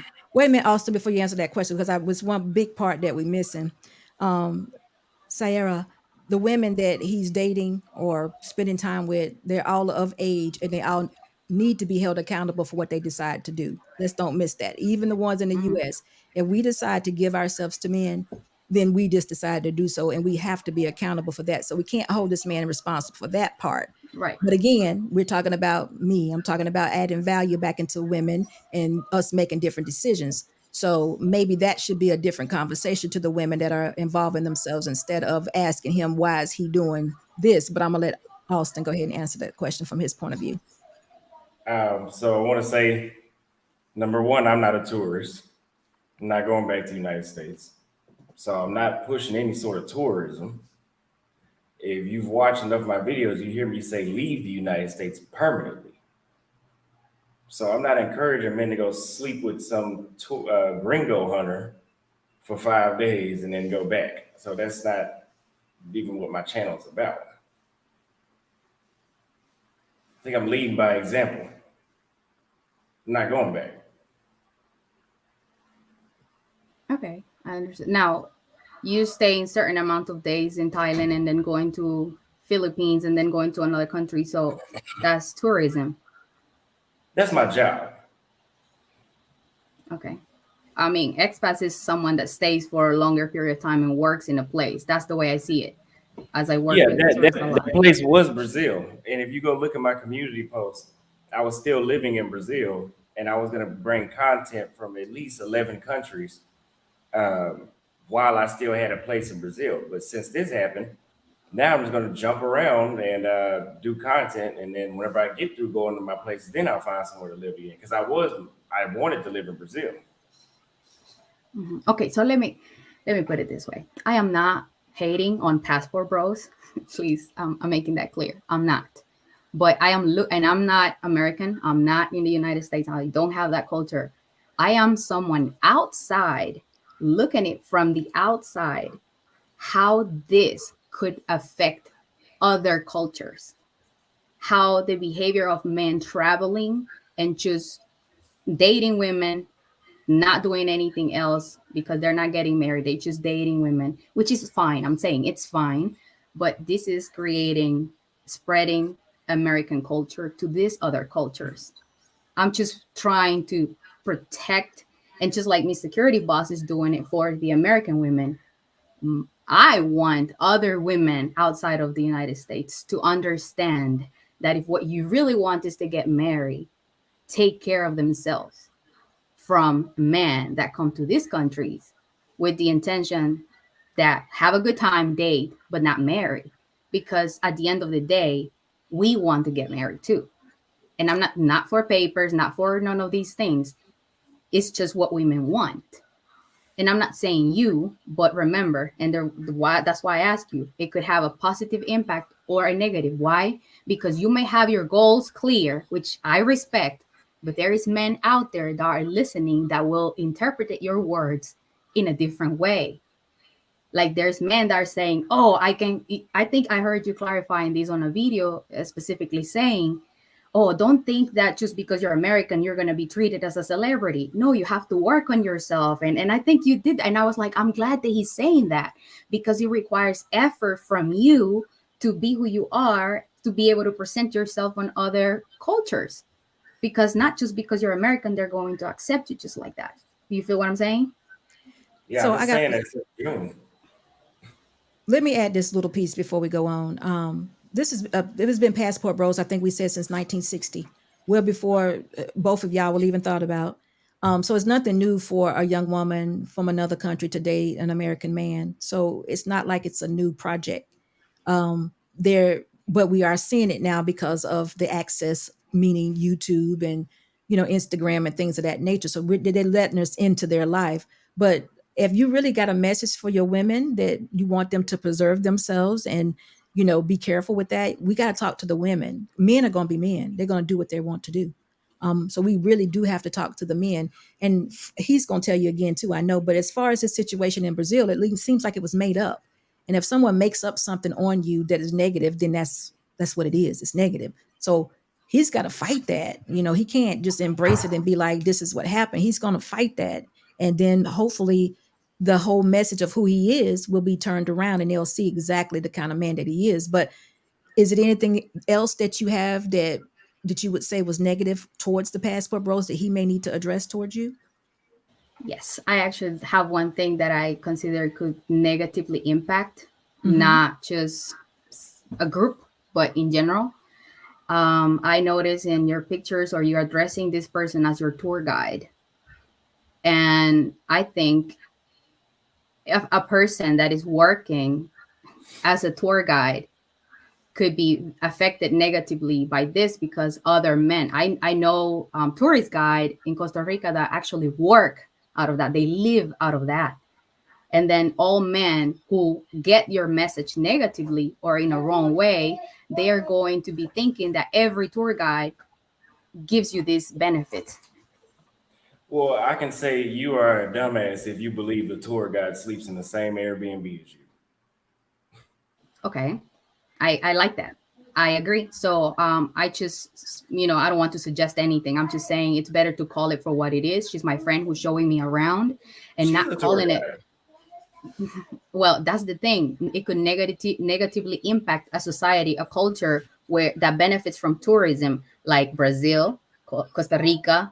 Thailand, for example, is big on tourism, and there's people that do this for a living.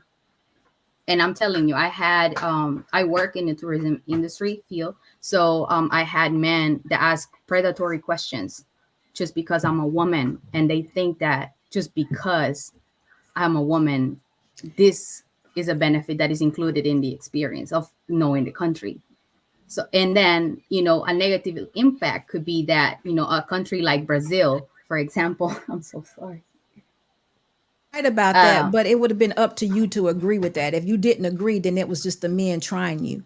If a woman agrees, then at that point, whether her title is a tour guide or now I'm enjoying this tour guide, I like her. I think that's a different thing. But listen, go ahead and complete that question because we got another caller we're gonna take, and then we're gonna go to these super chats.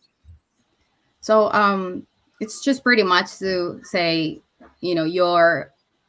your actions, your words can affect the world positively or negatively. That's pretty much. So just think about it. I feel like you're okay doing what you're doing. Just before you put it out there, you don't want another country to close the doors or have a stereotype black man, and all the locals will be like, oh no, they're doing this, because that could be a negative, in the future for black men traveling. Just like Brazil closed the doors to you, they could start closing the doors to black men like they did in Dominican Republic and so on. That's what I'm saying. I think that from my understanding, Dominican Republic makes a lot of money off tourism, so I don't know how smart that would be. But Kate is a tour guide because she's from Thailand. I'm not. So yes, I met her and I said, hey, can you show me around? And I'm going to put you on my YouTube channel as well. All these places we go, about 90% of them she came up with. That's why I call her the tour guide. It's just like if she came to Texas, I don't think she knows anything about Texas. And I show her around Dallas, I'm her tour guide, whether if it's a sheet of paper and it's a contract and, that's my real job. I mean, somebody can be your barber without having a barber's license. All right. Thanks, Sierra. That's fair. All right. Thank you for the opportunity. Thank you. Watch, talk, and act. What's up, y'all? How you doing? Doing good. How are you? I'm all right. I don't have a problem with Austin and his message, but what I will say to you, Austin, is just be careful how you're moving around these countries, and I think you probably would need to learn more about the social climate that's going on in the different countries that you're going to, and always understand this because you are Black American, right? You have no friends in these other countries, so you have to realize that there's always going to be a target on your back, whether you like it or not. So be very careful that what uh, what you're putting out there to other people in the world. You know what I'm saying? Yeah. Also, I want to say this. I don't have a problem with Austin, like I said, but it's the men who a lot of them are weak-minded and a lot of them are self-hating. Specifically, when dealing with black men, they're self-hating, and They'll talk about um. They'll talk about any other woman but a black woman. They'll talk down about a black woman in America specifically, and then they'll go to all these other countries to get away from anything that looks like black. And they're self-hating, and that's the problem that I have. You have sisters in Africa who look just like the black American woman, who are beautiful, who are willing to take a good husband, who is serious about taking it to that next step in marriage.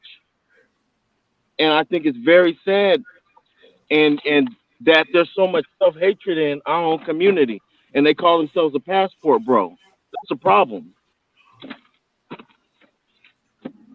That's just the way I see it. So a lot of the passport bros are traumatized men who really need to get themselves together emotionally and get out of whatever happened to them from other women that jaded them. They need therapy and a lot of work. A lot of work. That's from what I'm seeing. Austin, you want to comment to that? Well, I'm not traumatized or whatever word you said. Traumatized, jaded, Emotionally. Mm-hmm. emotionally. I think I saved myself from that already. Good. Good. All Well, that's right. all I wanted to say. But you men who call yourself passport bros, man up. Understand a position at your position as a man and a woman's position. A woman is going to challenge you. Don't take that as a problem. Take it as a challenge and man up. That's all you got to do. And Watch you Uh, talk. grow. Watch give me talking an Yes, accurate. example. ma'am. Go ahead. Go ahead, Austin. I'm sorry. I'll wait till you go. Go ahead. Give me a example of a woman challenging a man.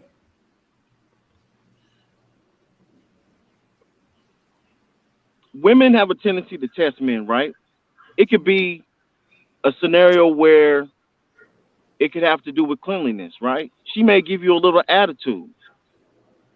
You may not like it, but you as a man consciously, you know you can't hit a woman, right? She may nag you and nag you. You can't hit a woman, but it's your responsibility to learn self-control and learn how to work with her to grow out of that situation. Why Does would that I make get a sense? dog that doesn't listen? Why would I get a That's dog that can't be, no that's matter not all how the good you time. have it, continue to challenge? Relationships take work, Austin. I know that, So you but it's can't just throw something away just because they aren't doing what you say. but what you're saying is no matter how much I work on it, it's still going to challenge me in the same way that I'm working on it. Always. That's what manhood is about. So I'm not going to Always. deal with it. So I'm not going to deal with her. I mean, if I Hey, tell her to turn the shower off every day when she gets out, no matter you're saying no matter how many times I tell her that, she gonna leave it on because women just test men like that. well, if she does that, then she just purposely doing it. You That's what can't you help said. that. That's what you said. But You just said that they're gonna in test you. most, you gotta think. You gotta think about it though. It's that's not realistic. Women aren't gonna always do that all the time. That's just unrealistic. But what I'm saying is, I want men to understand the value of a woman and why she is here and why men need to be able to work with women. That's the issue that men are facing. A lot of men are weak-minded nowadays. It's sad. It's like they can't handle a little mouth from a woman. She may be saying something to help correct you, an issue within your relationship. Learn how to deal with her better. So It sounds good.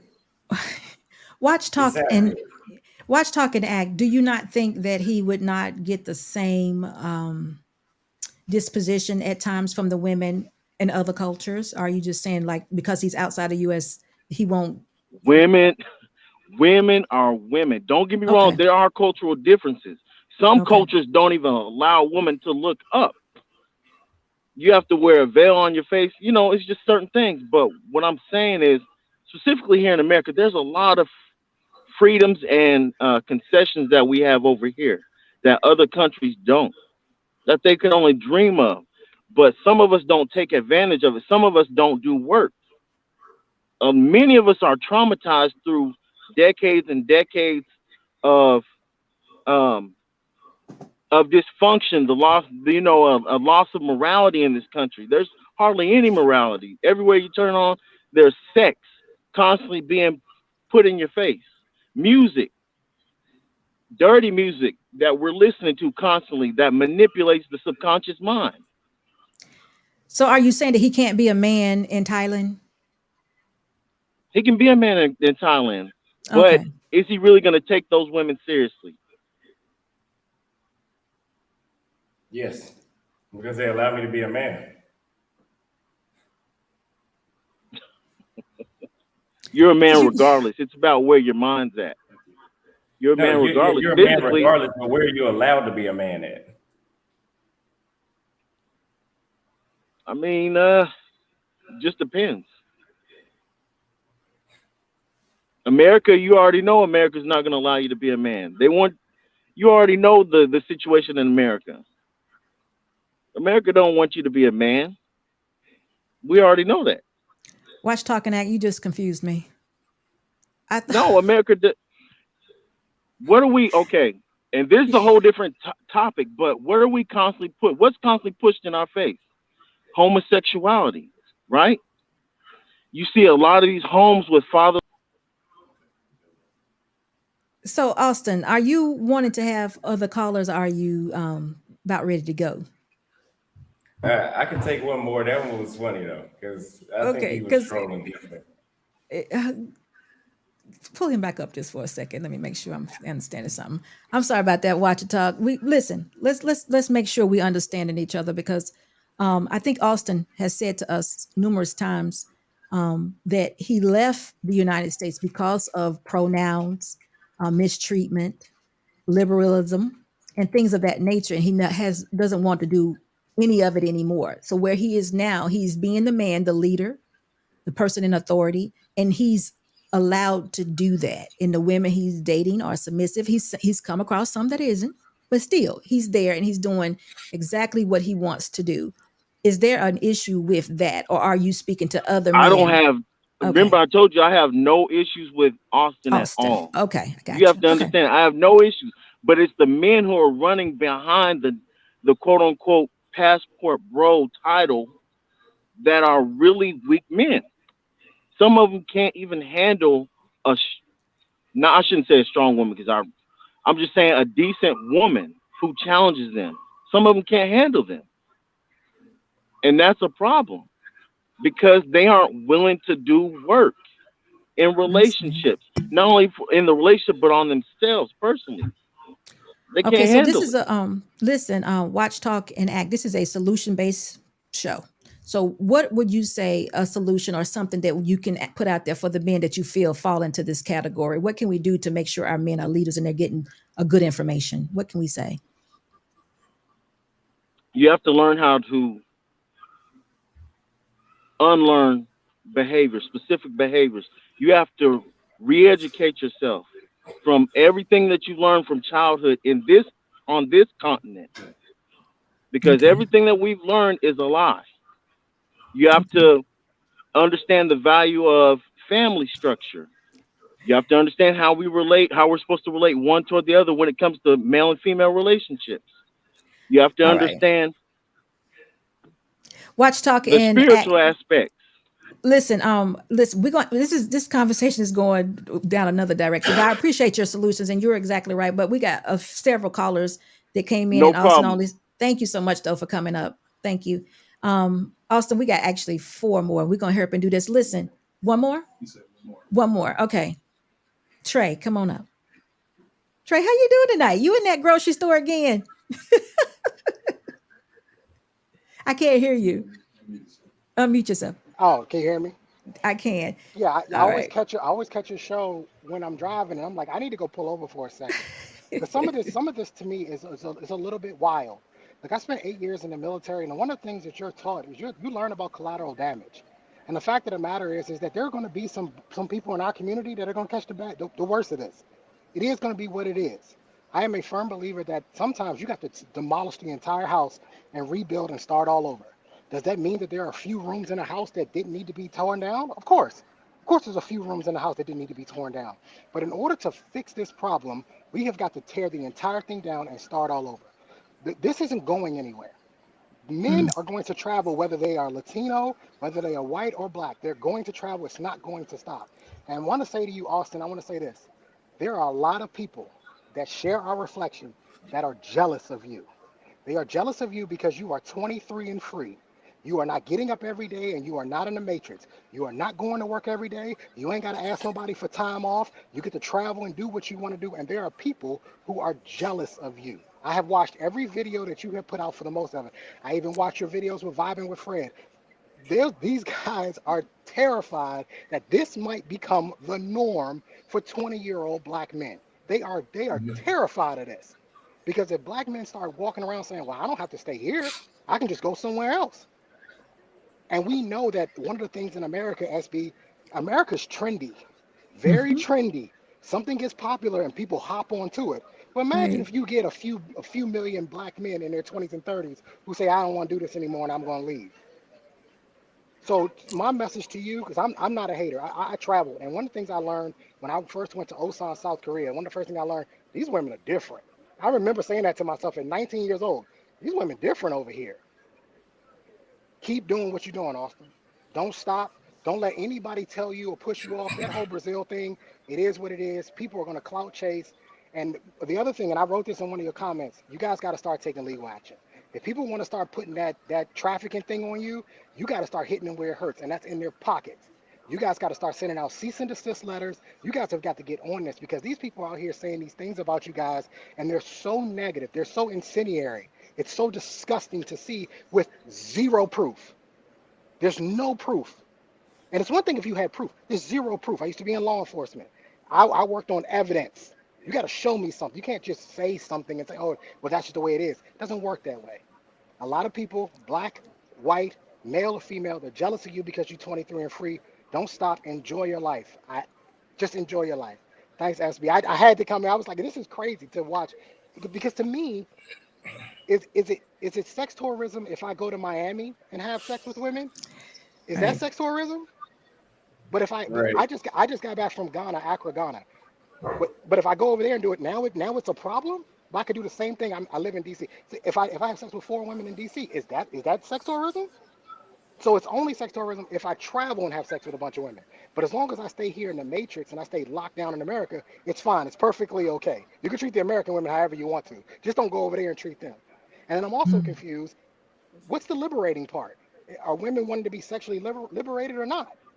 Because if the women overseas want to have sex with whoever they want to have, then that's liberating. They can do that, right? But if we go over there and take part of that, then now it's not liberating. But if you can have sex with as many women in America as you want to, but that's liberating, a lot of confusion. A lot of confusion. Keep doing what you're doing. I am a supporter, Austin. I watch your channel. I like all your videos. I have no problems with anything that you've done. And, keep up the good work, man. Thank Trey, you. we appreciate I you. appreciate it. We appreciate you. All right, Austin. We got several people out in the back chat, but I know you need to go. So thank you so much for being here. I'm gonna see if I can talk to this group right here, and then hopefully I can answer their questions. But if not, we're gonna call it a night. I'm gonna read my super chats, and I'm gonna be gone too. But I appreciate you. I think you've done exactly what you needed to do. I want you to go ahead and end with your whatever you need to say, and just have a good rest of the day. I appreciate everybody that came through and supported, and everybody that is constantly reminding me to take legal action, because I don't need to let that slide, I'm sure. Because if I don't do anything, they'll keep trying it, and new people will come along and keep trying to push the same agenda, not just on me, but everybody else in this space. Because that shaming doesn't work, but they'll try to use law because that's a little bit stronger than shaming tactics. But anyways, you still need to get your passport and do what I said and try it anyway, because I'm telling you, this is the right thing to do. It's really that bad. All right. Thank you so much.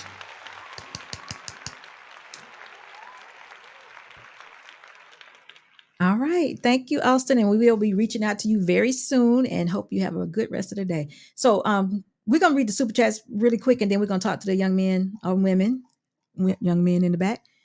And we're going to go from there. All right. So where they are.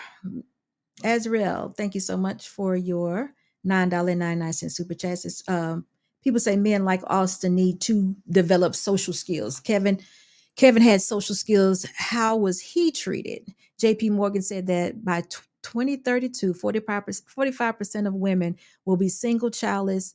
That has nothing to do with awkwardness. You are exactly right. I think we kind of debunked that today.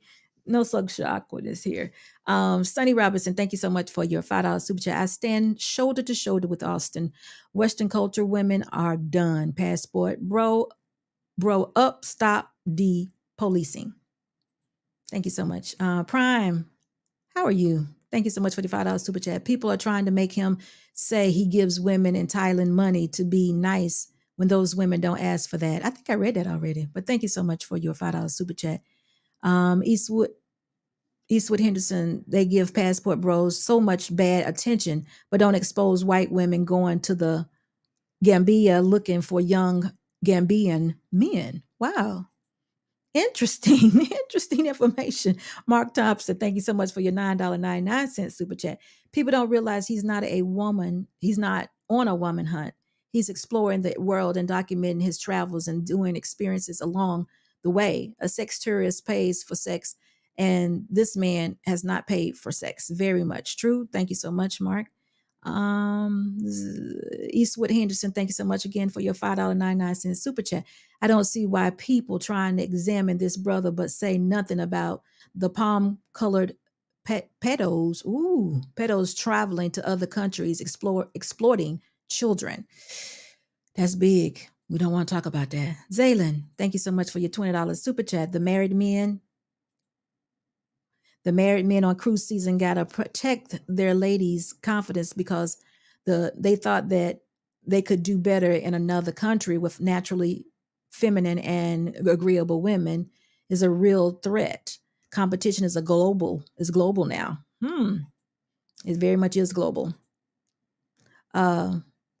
Colossus? Hotter than titanium.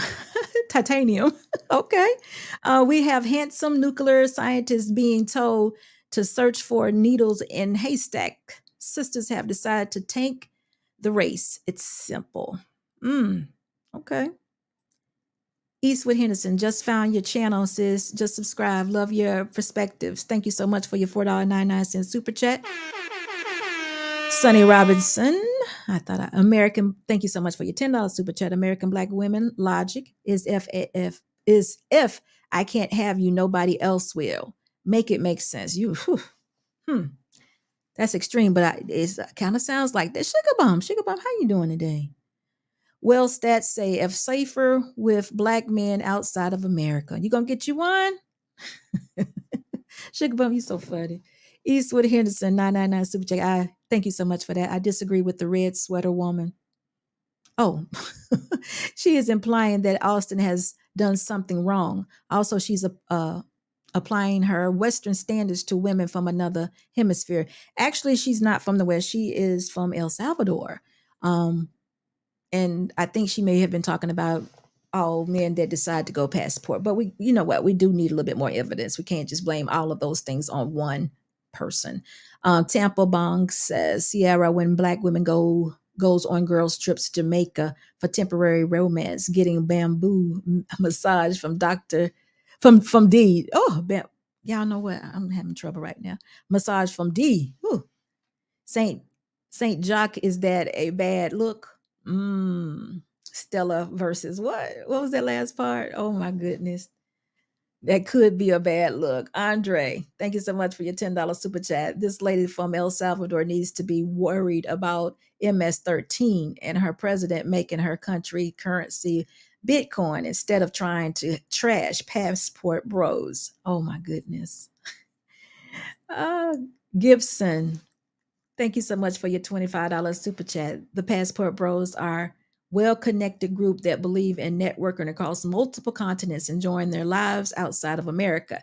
Keep doing you, Austin. Black women in America love to use sign language. Thank you so much for your $25 super chat. Chef Shapiro, how you doing? It's good to see you. I haven't seen you in so long, but it's good. I'm thank you for being here. Sierra, and I'm probably saying it wrong, forgive me. Respectfully, are you concerned with the negative impacts of Black American men on your culture? Can you please clarify those potential impacts? Thank you so much, Shapiro, Chef. Intake 1. That is wrong. That is wrong. The girl I am pursuing is for serious relationship for marriage, and her body count is 0. She's been better than an AW in every way.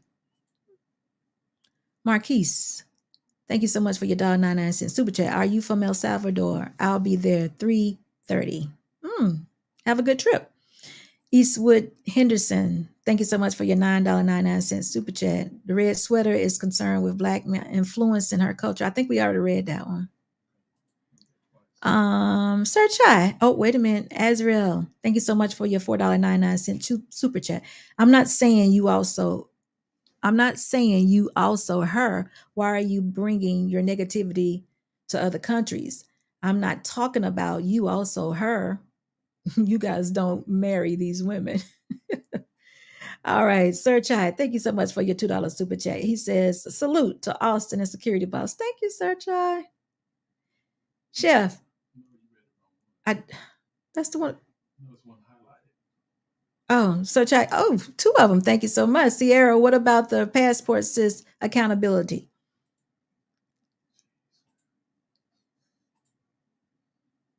Chef, thank you so much for your $10 super chat. Sierra, DR did not close their doors to Black men. They closed their doors from Haiti. Sir Chai, thank you so much. No offense, Sierra, but them excuses was whacked. Mike Jones, I'm moving faster than you, sir. Mike Jones, thank you so much for your $20 super chat. Thank you, sir. Mike Jones again. That guy has never traveled before in his life. What? Okay, thank you so much, Mike Jones. Andre, Austin, be yourself. Thank you so much for your COP $40,000 super chat. I'm gonna have to figure out what that means. But Austin, be yourself. No one says anything when other cultures travel. People in the States assume too much about us without traveling themselves. You have friends here in Colombia anytime. My wife never challenges or tests me. That's a praise report right there. You're married. It's very good. Thank you so much for your super chat. JB, what's going on? And congratulations. I hadn't seen you in a while. Thank you so much for your $4.99 super chat. Fellas, you hear this man valuing your peace makes you weak-minded. Laughing my ass off. Wow. I can't believe someone said that. Mike Jones, thank you so much for your $5 super chat. That guy needs to finish driving Uber. He is a lame. Y'all are so hard on people. John Jacob, thank you so much for your $5 super chat. Is this Heffy's cousin? Y'all need to stop. You know what? They did kind of favor a little bit, though. I am with you on that a little bit. What you could see, you're right. Azrael, thank you so much for your $1.99 super chat. If your wife doesn't disrespect you, does she love you? Absolutely, she does, but she don't have to. That's confusing, but I understand. Chef, thank you so much for your $5 super chat. Bruh sounding like a willing DV victim, shaking my head. He accepts the abuse as a rite of passage. seemed a little different, but I think we understood what he was saying. I think he's just saying in relationship, it's not always easy. And he just said it a different way. Eastwood Henderson, thank you so much for your $4.99 super chat. Does a car driver caller have a passport? He sounds like he is okay when women disrespecting him. A little bit. I think he was saying he would work it out. I think he did say that. Jay Lee, thank you so much for your $5 super chat. Prime VA, thank you so much for your $5 super chat. And Calling Men Week for dealing with women who make their life easier is hilarious. Laughing out loud. Thank you guys so much for your super chats and being so supportive. Austin was an awesome guest today. And I do have 2 young men that want to speak. Edward is 1 and 12. So Edward, come on up here and tell me what you think. How you feeling today, security boss? I'm outstanding. How about you? I'm wonderful too. This show really lights my life. And again, I said it in the chat earlier. You're wearing yellow, but when SB wears it, it turns to gold. So shout out to Austin, my brother. I wanted to say some stuff. I'm gonna dial it back.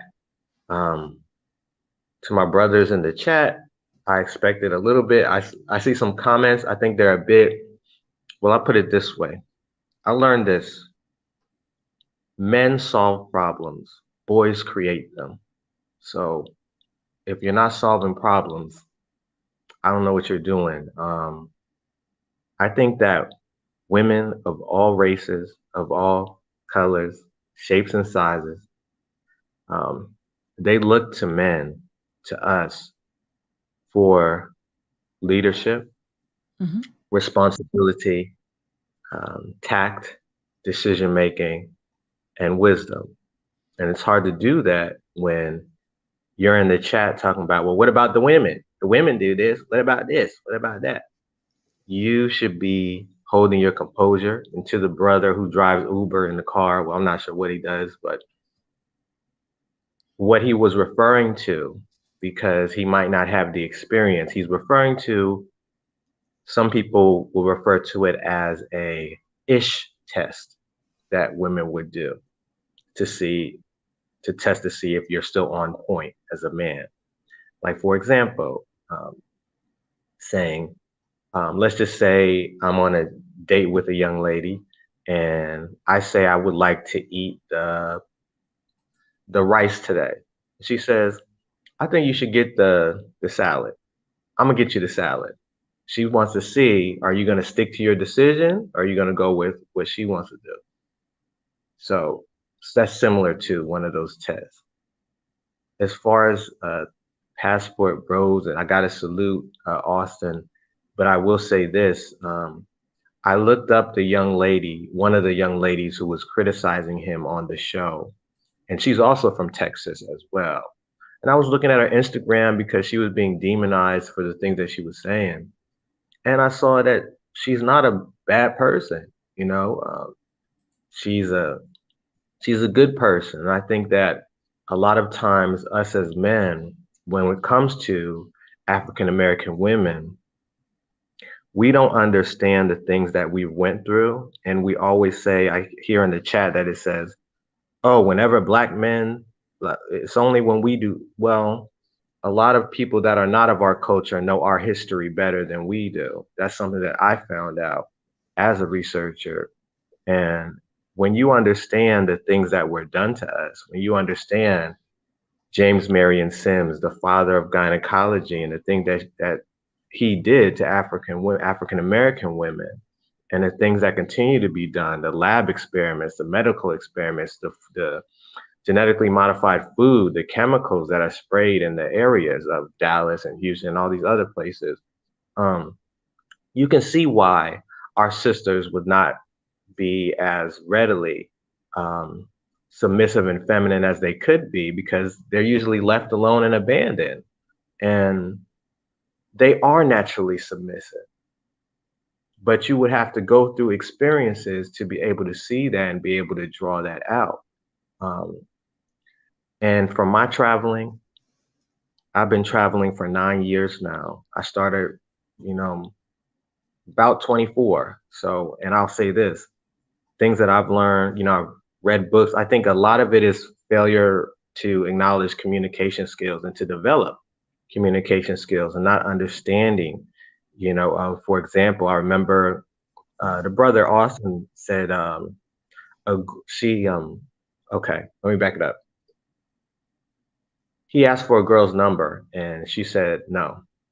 And then when he started to leave, she wanted to give her the number, or she wanted Give to him give the him the number. number. Yeah, he That asked was her, and instead of just saying yes, she said, "You look like someone that gets a lot of numbers." and That was that's her a compliment. response. That is a That is a compliment. compliment, but that's not getting him to his, men are very solution based. So if I ask you for something, most of the time they just want what they want. They don't want to have a whole big conversation about it. And at that particular moment, he just wanted her number and she didn't comply.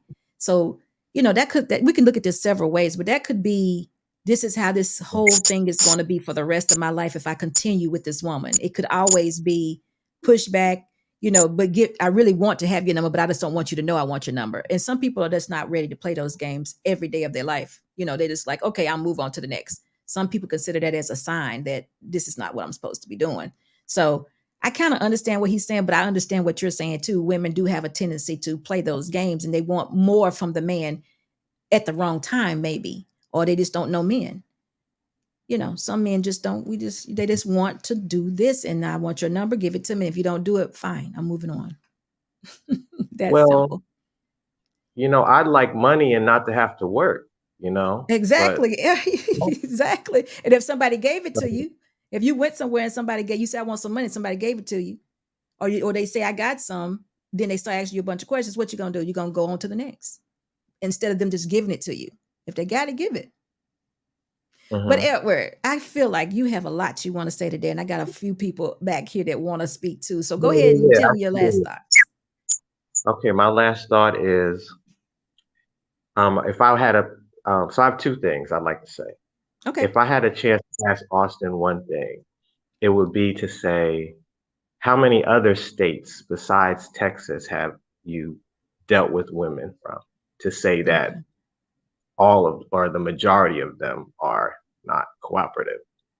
But what I would like to say is, men, when you are that dude, it don't matter where you are. I promise you, it's going to be some people that will be cooperative and submissive. And speaking from experience, I was ignoring the ones that, if we can think back, there were some ones that were paying us attention and maybe they didn't outrightly say, hey, I like you, I'd like to pursue a relationship with you, or I'd even like to just do what it do with you.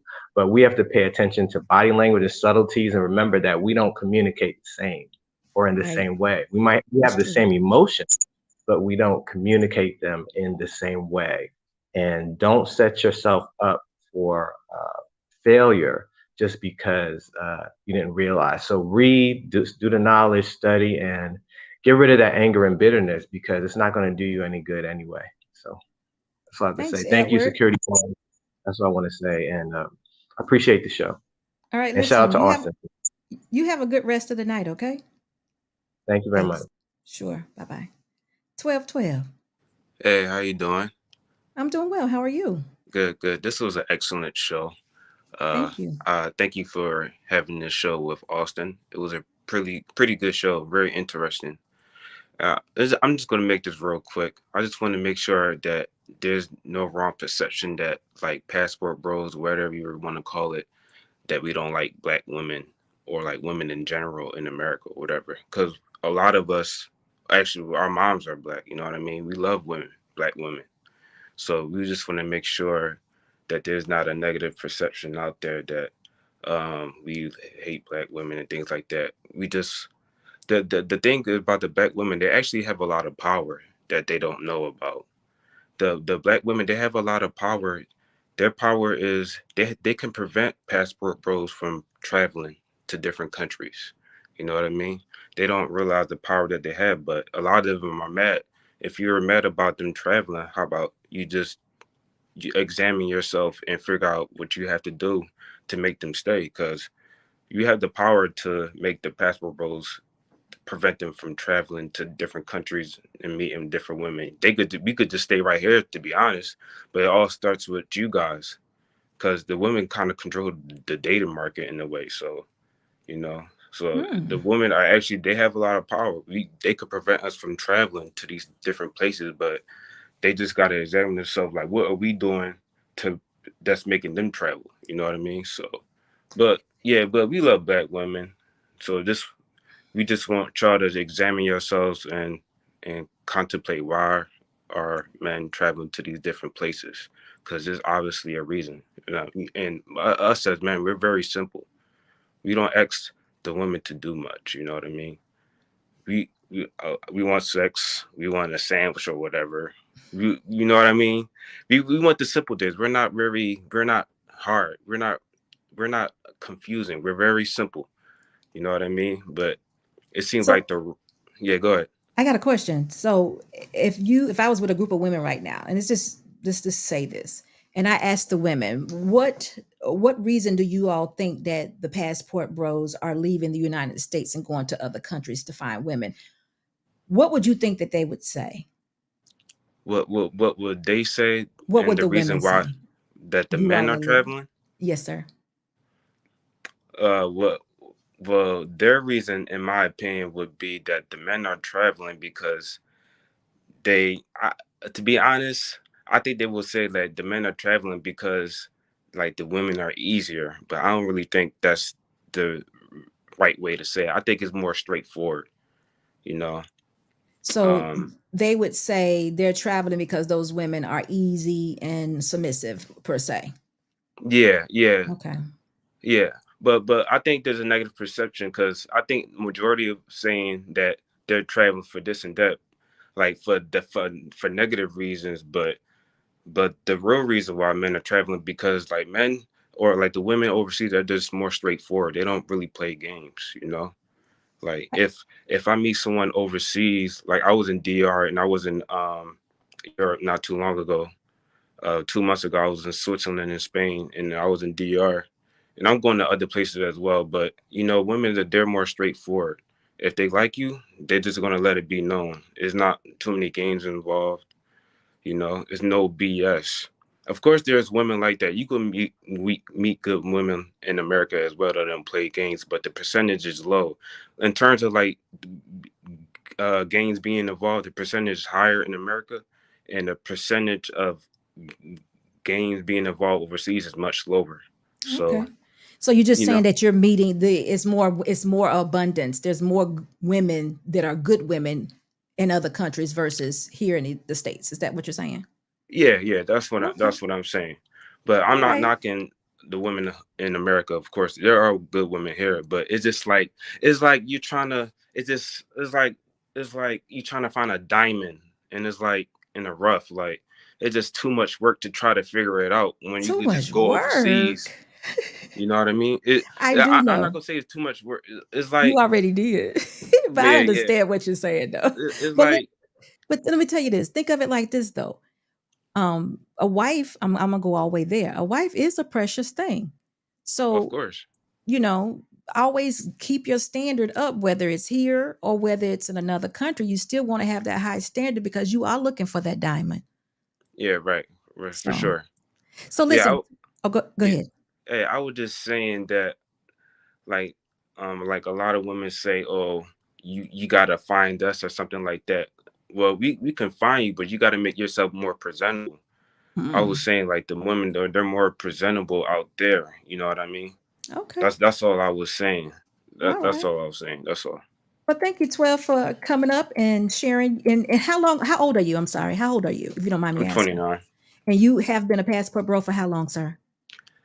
I wouldn't define myself as a passport bro. I'm just a brother that has a passport, if that makes sense. Okay, and you're just exploring what the world has to offer, correct? Exactly, All right. because we're and I think this is another perception that we're just traveling for women. I don't think that's really correct too, because when you travel, it's a package. You traveling to meet people, the culture, the language, everything. You just making women are yourself a just better person, and I get that. That makes sense yeah, to women me. just Okay. part of it. You know what I mean? So All it's right. not just we're not just going because some they think that oh, we're just going out there just for women because some men are actually like that's in the community as well. They like making business moves as well too. That Well, they that's linking good. up with each other. They're trying to do real estate. So it's not just women. They're doing like a lot of things like business wise, trying to open up restaurants and things like that or Airbnb. So it's Okay. not just women. So we All just right, want to 12. make sure they don't get the wrong idea. You know what I mean? Thank you, sir. We're going to go ahead and go to the next caller, but thank you so Thank much you. for sharing with us, and we'll see you soon. Dr. Steele. Oh, Hey, what's obstacles. going on? Everything's good. How are you? I'm doing good. I'm doing good. I love the show too. Thank you. Yeah, it was very good. It's actually broadcasted in a very professional manner. I really like it. We try. Yeah, I see that. I see that. So yeah, so for the passport thing, I don't know if I'll be considered a passport bro, but I have lived overseas for 17 years. Ever since I left when I was 18. I served in the military, was a diplomat, multimillionaire, retired in Thailand. And across the board, I would say that I think men in general do need to travel. It just makes you a well-rounded individual. I mean, when it comes down to the dating or even the job marketplace, to travel the seven seas and see places and go places that most people will never get to experience is a privilege of the 21st century. But also, it makes you a well-rounded individual. So when you're courting or even when you're just doing business, people look at you entirely different because you bring different type of skill sets, the things you learned, and your exploration to the table. That sounds good. And thank you for your service for real. And Yeah. listen, you didn't mention a wife, but are you married? No, I'm not married. Uh, this No, is no. Love Lane, just in case But you didn't know. yeah, no, it's okay. I'm not married, but I'm not for the streets neither. Most of Right. my time is spent, of course, enjoying retirement, golfing, playing tennis, building out my life. I served a lot of people from the government, and I served my country for a long time. So I kind of just want to have some peace and quiet and serve myself for a bit. And so that's what I'm enjoying. Uh, so also, I would say that when the guy said when you become that dude, right? I guess when you have certain type of building blocks, dudes when they tend to date, they might move up economically, right? Mhm. Meaning they gain more money, and they don't advance their dating patterns. Also, you know how, of course, if you have a different type of lifestyle, you move up in class, you might need new friends. Same of the old friends might not be able to kind of understand the lifestyle you're living now, right? And support that. And the same thing is with dating. And I think a lot of gentlemen, when they do date, if they do find themselves in a higher class, they need to look for a partner that can complement that higher class in which they are in. So you can't find a beautiful chick from McDonald's or any old average chick. You need one who understands, has better behavior with money, has a better relationship with money. And these are the things that you look for in a partner. But we tend not to do tests like women do. And we need to start implementing them in our dating strategies, especially if you have some means, if you are wealthy, etc. Did that You know make what? My sense? husband, oh, absolutely. I'm going to tell you, my husband used to tell me I need a wife. I wanted a wife that I could take in front of the president. I could take her this place. I could take her that place. And that's what men actually look for. It's just what you just said. You want to be able to take your woman everywhere. And she needs to be able Mhm. to be an asset to you. So I definitely understand what you're saying. And if we can, and I'm sure that there are men that are teaching their other younger men that that is what a real wife looks like. And that's how she can be beneficial to you. And that should be what you want. So I And definitely agree with and that. it, and I would just add on the tail end of that. I do hear a lot, and this is from my perspective because this is the way I built and molded myself. But men need to have a mission and a purpose, and nothing comes before that. And so I might have had long-term partners from Brazil, Thailand, and they've been amazing. But the bridge has basically separated when they wanted children, and I was focused on building the castle and the empire first. And that's because some behaviors and some people are, they don't go with building an empire. They might want to settle. They might want to be complacent in a place so they can build a family. Well, I'm trying to take any opportunity that may lie in front of me and seize it. So me requiring to be global, it's vastly different. And so multiple men I had, of course, trying to help throughout my career, they're like, oh man, I would come overseas and make the money, but my girl. And so, she don't want a long-term relationship, and I understand that they're in a relationship or whatever. But of course, you have to be a man on your purpose and your mission and seize any opportunities. So that has kind of been a barrier, right? Or something that's blocked relationships to elevate to that level. But nevertheless, I think you need to build your castle and then turn back, and then you can actually look how you want to build it and who you want to build it with, or just to sustain it with. That would be that argument. But I think brothers should go overseas and date women overseas just because it's different. I wouldn't say, I'm not going to get on here and be like, y'all bad back there, y'all crazy, y'all ratchet. No, I'm going to just say cultures are very different. And it's vastly different. And one thing people don't tend to talk about is there's Black women in Africa also, surprise, surprise. So that's also another place that you can go to. And, because mostly it's like South America. Yeah. And so there is other places that you can go to and explore, but also, dating and courting people, but friendships and building out, business relationships. All this makes an amazing man. So even when you tend to go back to America, people are looking at you vastly different, where it's like, how many lives have you lived? Because it seems like you almost lived multiple lives just by traveling overseas. Gosh, thank you so shout much. out to your channel. I love it. Thank you. I Thank you. support it. Come visit us again. We do this from time to time, and we appreciate your opinion, of course. And you've lived in other countries, so you have a lot to offer. I mean, we need to hear about it, because I think that's a big part of it, is we just don't know, because not all of us are traveled. And I think when we don't know something, you tend to push it away or dismiss it, and it's really not bad. But the more knowledge, the better off you are. So I definitely appreciate you for sharing. No problem. Thank you for having me. Shout outs to everybody in the Passport group. Thank you. Bye-bye. All right. So Dr. Steele. Hey, how you doing? I'm good. How you doing today? All right.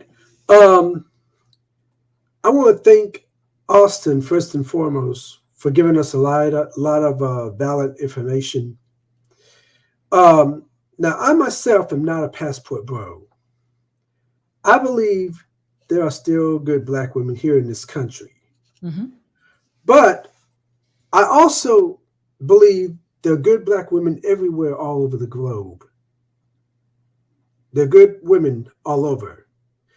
And if I somehow go to another country, and if one of those women, you like me, you have a conversation with me or whatever, I'll be just as happy if I've met a woman here in this country.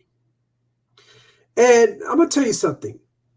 Yeah, somebody mentioned the Pineapple Show. I told you I was on the Pineapple Show. Yeah, you did. I've seen a good woman on there. But wherever you go, and I'm glad Auston verified this, no matter what part of the globe that you step on, you still have to vet a woman very carefully. He mentioned that there are some who are skiing, for green cards or what have you. So it's everywhere you go. And you also have to be the very best that you are, regardless of what part of the world you step on. Dana Sperling said something very interesting, which I think is true. Wherever personality that you are in this country, that's the personality you're going to have in another country. If you go to another country, if you're a simp here, you're going to be a simp everywhere. So, I feel the passport bros and their frustration with Black women. Now, of course, Auston didn't say he was frustrated with Black women. Well, no, he didn't. But in the past, he has said that he just don't want to deal with it. That's more so what he said. I just don't want to deal with it. So, yeah. So I'm glad, you have invited Auston here, because he gave us a lot of wonderful insight. Because I've heard from other passport bros, and they did not go as deep as Auston did. So I Thank you. mean, I had a wrong idea about it, so I definitely appreciated him, and just going from city, the way he's doing it, the way he's traveling, 10 days here, then he goes to another city. That man is living his life. He's only 23 years old. He's a very smart young man to even want to do that, in my opinion, because most wouldn't do that. And then, he says he's 80% like his dad, so I can only imagine. I mean. Mhm. I'm with him. He's going to settle and do what he has to do. I don't, wish any trouble on him in any way. That situation in Brazil was a sad one. But guess what? I think we are learning that somebody can say anything they want, and then you have to prove that it didn't happen. And that's terrible. But even here in the United States, it's like that. Somebody can go say you did something, and then you have to prove that you didn't. So he's going to get that straight back. That is a good warning for anyone else that's going over there, because they may not be as lucky as he was able to, separate himself from Brazil at the right time where he didn't get caught up in it. Because just think if he did, his whole business and what he's doing would be, diminished, because he's a content creator now. So that means he needs to stay in front of the camera and he needs to keep moving. But if he has to spend any amount of time locked up in Brazil for something someone said he did and he didn't do, trying to prove, how do you prove you didn't do something? Have y'all ever thought about that? How do you prove a lie? Yeah, a lot of people have thought about that. Which leads me to this one last question I want to ask you. Now, he mentioned he had some trouble in Brazil, and I've heard of other instances where some passport bros had trouble in Brazil. I think one was actually deleted in Brazil too, if I remember correctly. Do you know? No? I don't know. He didn't mention that, and I don't know. He did have his trouble. That's why he was saying that they had those fake charges brought against him. So yeah, Do you think that the men in Brazil looked at him as a threat to taking the women, or do you think it's something else? I mean, he said it was a woman that did it, so I don't know. Oh, I don't know. I mean, it's going to be interesting, but I just hope he's cleared of it. I mean, you just don't want to be accused of something that you didn't do. And then it's a lie. It's one thing to have a difference in opinion, or, something may appear that you did, it's just different, but just to make up something, that's hard. That's a hard thing. So hopefully he'll be good. And did you want to add anything else? Because I got one more caller here, and we're going to call it a day, because we've been here almost 2 hours and a half. It's getting late. No, I think that's all I got. Thank you so much, Dr. Steele. Thank you. Kevin C., how you doing today? Hello, security boss. How you doing?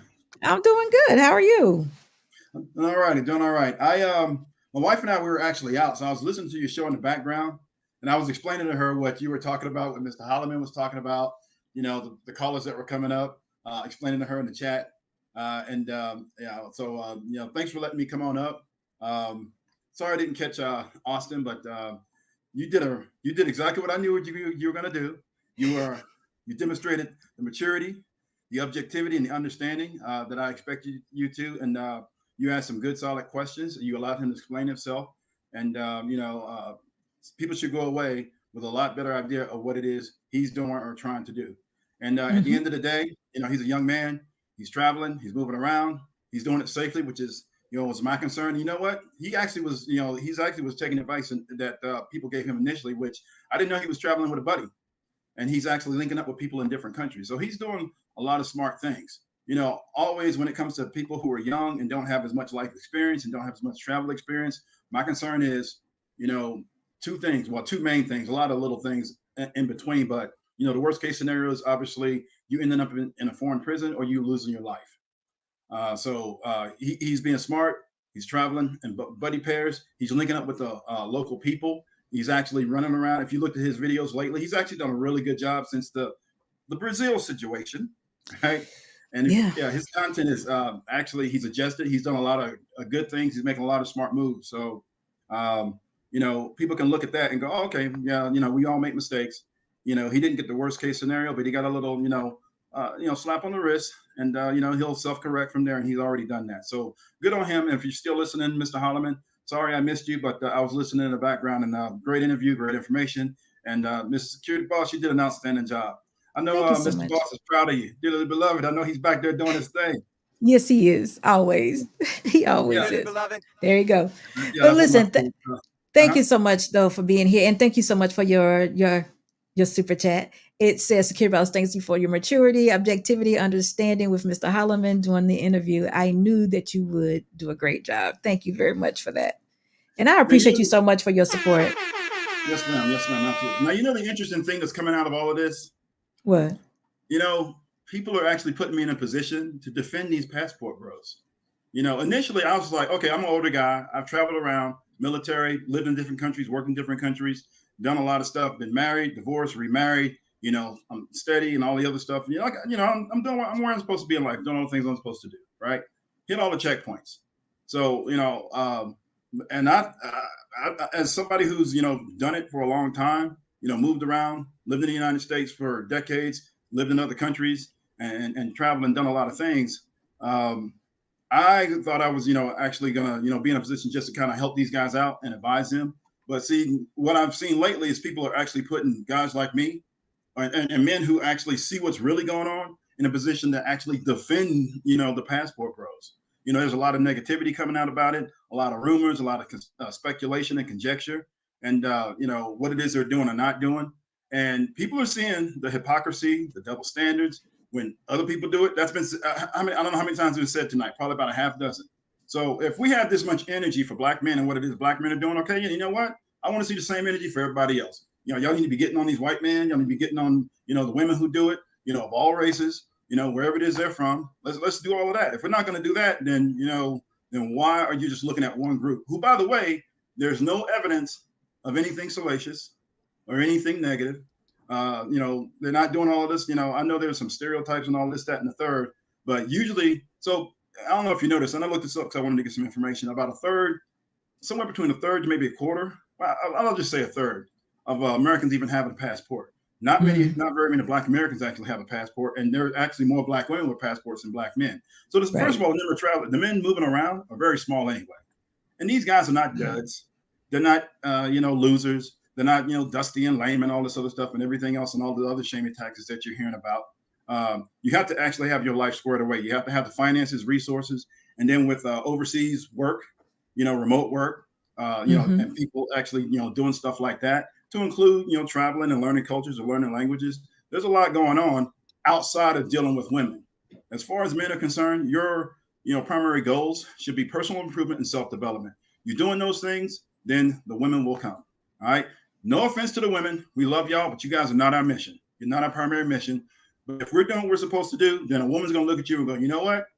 In this man, I see a provider, a protector. I see a guy who knows how to solve problems. I see a guy who's very productive. I see a leader. I see a guy who's a man of character and integrity. You know what? That guy needs to be my husband. What do I need to do in order to qualify to get him? So when now you ask Mr. Holleman, and because he's a young man, he's been like, I don't know what to do to correct the women. You know what? It's not our issue. It's not our problem. That's how it needs to go. Look, if you're a woman and you're doing what it is you're doing, you know what? And dudes aren't picking you, then you gotta how you gonna readjust. What I would do, I'm not a woman, but what I would do is I would look at women who are long-term married, already raised their kids, or in the process of doing it and doing it right. And there's a half a dozen that I know off the bat. I see your collaborations that you have with Miss Simone, Shay Sade, the Harrison family, all these other lovely ladies that are doing great and amazing things. Get online with them and get in line with them and, get some advice from them. If you're a woman who needs to self-correct, if you're a man, you need advice, get with a man who's actually doing the exact same thing. He's got a family, kids, wife, and you see him being productive in life, business, family, all the other stuff he's doing. Find yourself a mentor.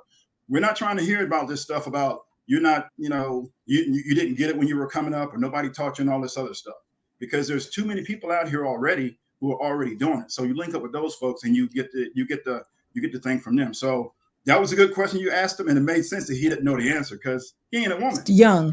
Well, it's not that. Well, what I was looking for is the difference. Because sometimes you can obviously see some things are obvious. If he sees in these women something different, I wanted to know if he could pinpoint what that something was that we could share with the women here. That just something simple. I don't know, just something simple that he could say to the women, do this. It could like KS used to say, smile. Yeah. You know, Yeah, you know what I mean, like stuff that. like Something, that. yeah, To something be honest with you, simple. men can actually mentor and train and teach other men. Mentor, teach, coach, and counsel, and all this other stuff. We're outstanding with that as it relates to men. I only know if I'm talking to a woman, I can only give you what a man is looking for, but I can't teach you how to be a woman. I'm not going to do all of that. You got to find your mother to do that, your grandmother, the aunts in your family, and get the training from them. But so if you don't have it, that's not on us to fix you. And that's the other thing too, is it's if you're one of those people, somebody did mention mental health and all this other stuff and hurt and all this other stuff and trauma. Look, you need to work through that too before you bring that out here to other people. I don't want to get into that because that dude kind of got off and he went on a tangent. But my whole thing is that, You're talking about the Uber, I mean the car, the yeah, guy the in the guy who car. was driving, Yeah. yeah, he It's a little kind of different. he kind of meandered around a little bit, and I kind of got lost in where he was going. But my whole thing is that, these guys are out here doing the right things. They're not screwing up anybody else's area. They're not messing up the culture. It's generally the best and the better young men who are traveling, especially the guys who are older like me, who have been around. We know what it is we're doing. We know how to stay out of trouble. We know how to move and in and around other cultures. We speak different languages. There's a whole lot of stuff that we have. Here's the biggest concern with these young guys and why this passport bro thing is a conversation. It's generally older men who are either like already been married and divorced, and then they're maybe looking for a second wife, or they're older, they were never married, and maybe they're looking for a first wife, and they just kind of happen to be working overseas, or they had kind of had travel, meet somebody, or they or intentionally, doing the I'm just going to find somebody from another country. But the issue here is we have younger men who are, this is the change. That's really the only difference. You have younger men who have decided, you know what? I'm not even give the women here in the United States a chance. There you go. And that's what the uproar is about. Now, I'm not a woman, but if I were, I'd be asking questions. What do I need to do in order to keep you guys here? But that's what I was saying. That was the point I was making to him, because he said, like, I'm done. I was like, well, what did you see? What have you seen? What was the final straw? Yeah. And he said just the opposite of what I thought he was going to say. But he said the final straw was actually going to Brazil on vacation and just seeing how different it was. It wasn't actually like an incident with a woman. Yeah. So that, I thought it was more so like, a fight or just bad dates or whatever. But he said totally the opposite. It was what I saw and observed in Brazil. And just like the other young man said, it just seems like in other cultures, life might be just a little more simple. Yeah, and I think that's what they go for. But going back to something you said was this, you and the other older gentleman that came on, y'all lived your life and what have you. Y'all are very quiet. You move and you do what you're doing, and you're very successful and satisfied in your life. So we don't know. I mean, we hear that you're overseas and we know that you're passport bros, but it doesn't change anything. When you start talking about a young man that's 23 and hasn't lived any, that much life, it's like, wait a minute, what is this? Hold on. So that's the difference. That's what, like you just said, the uproar is coming because these young men are saying, I'm going.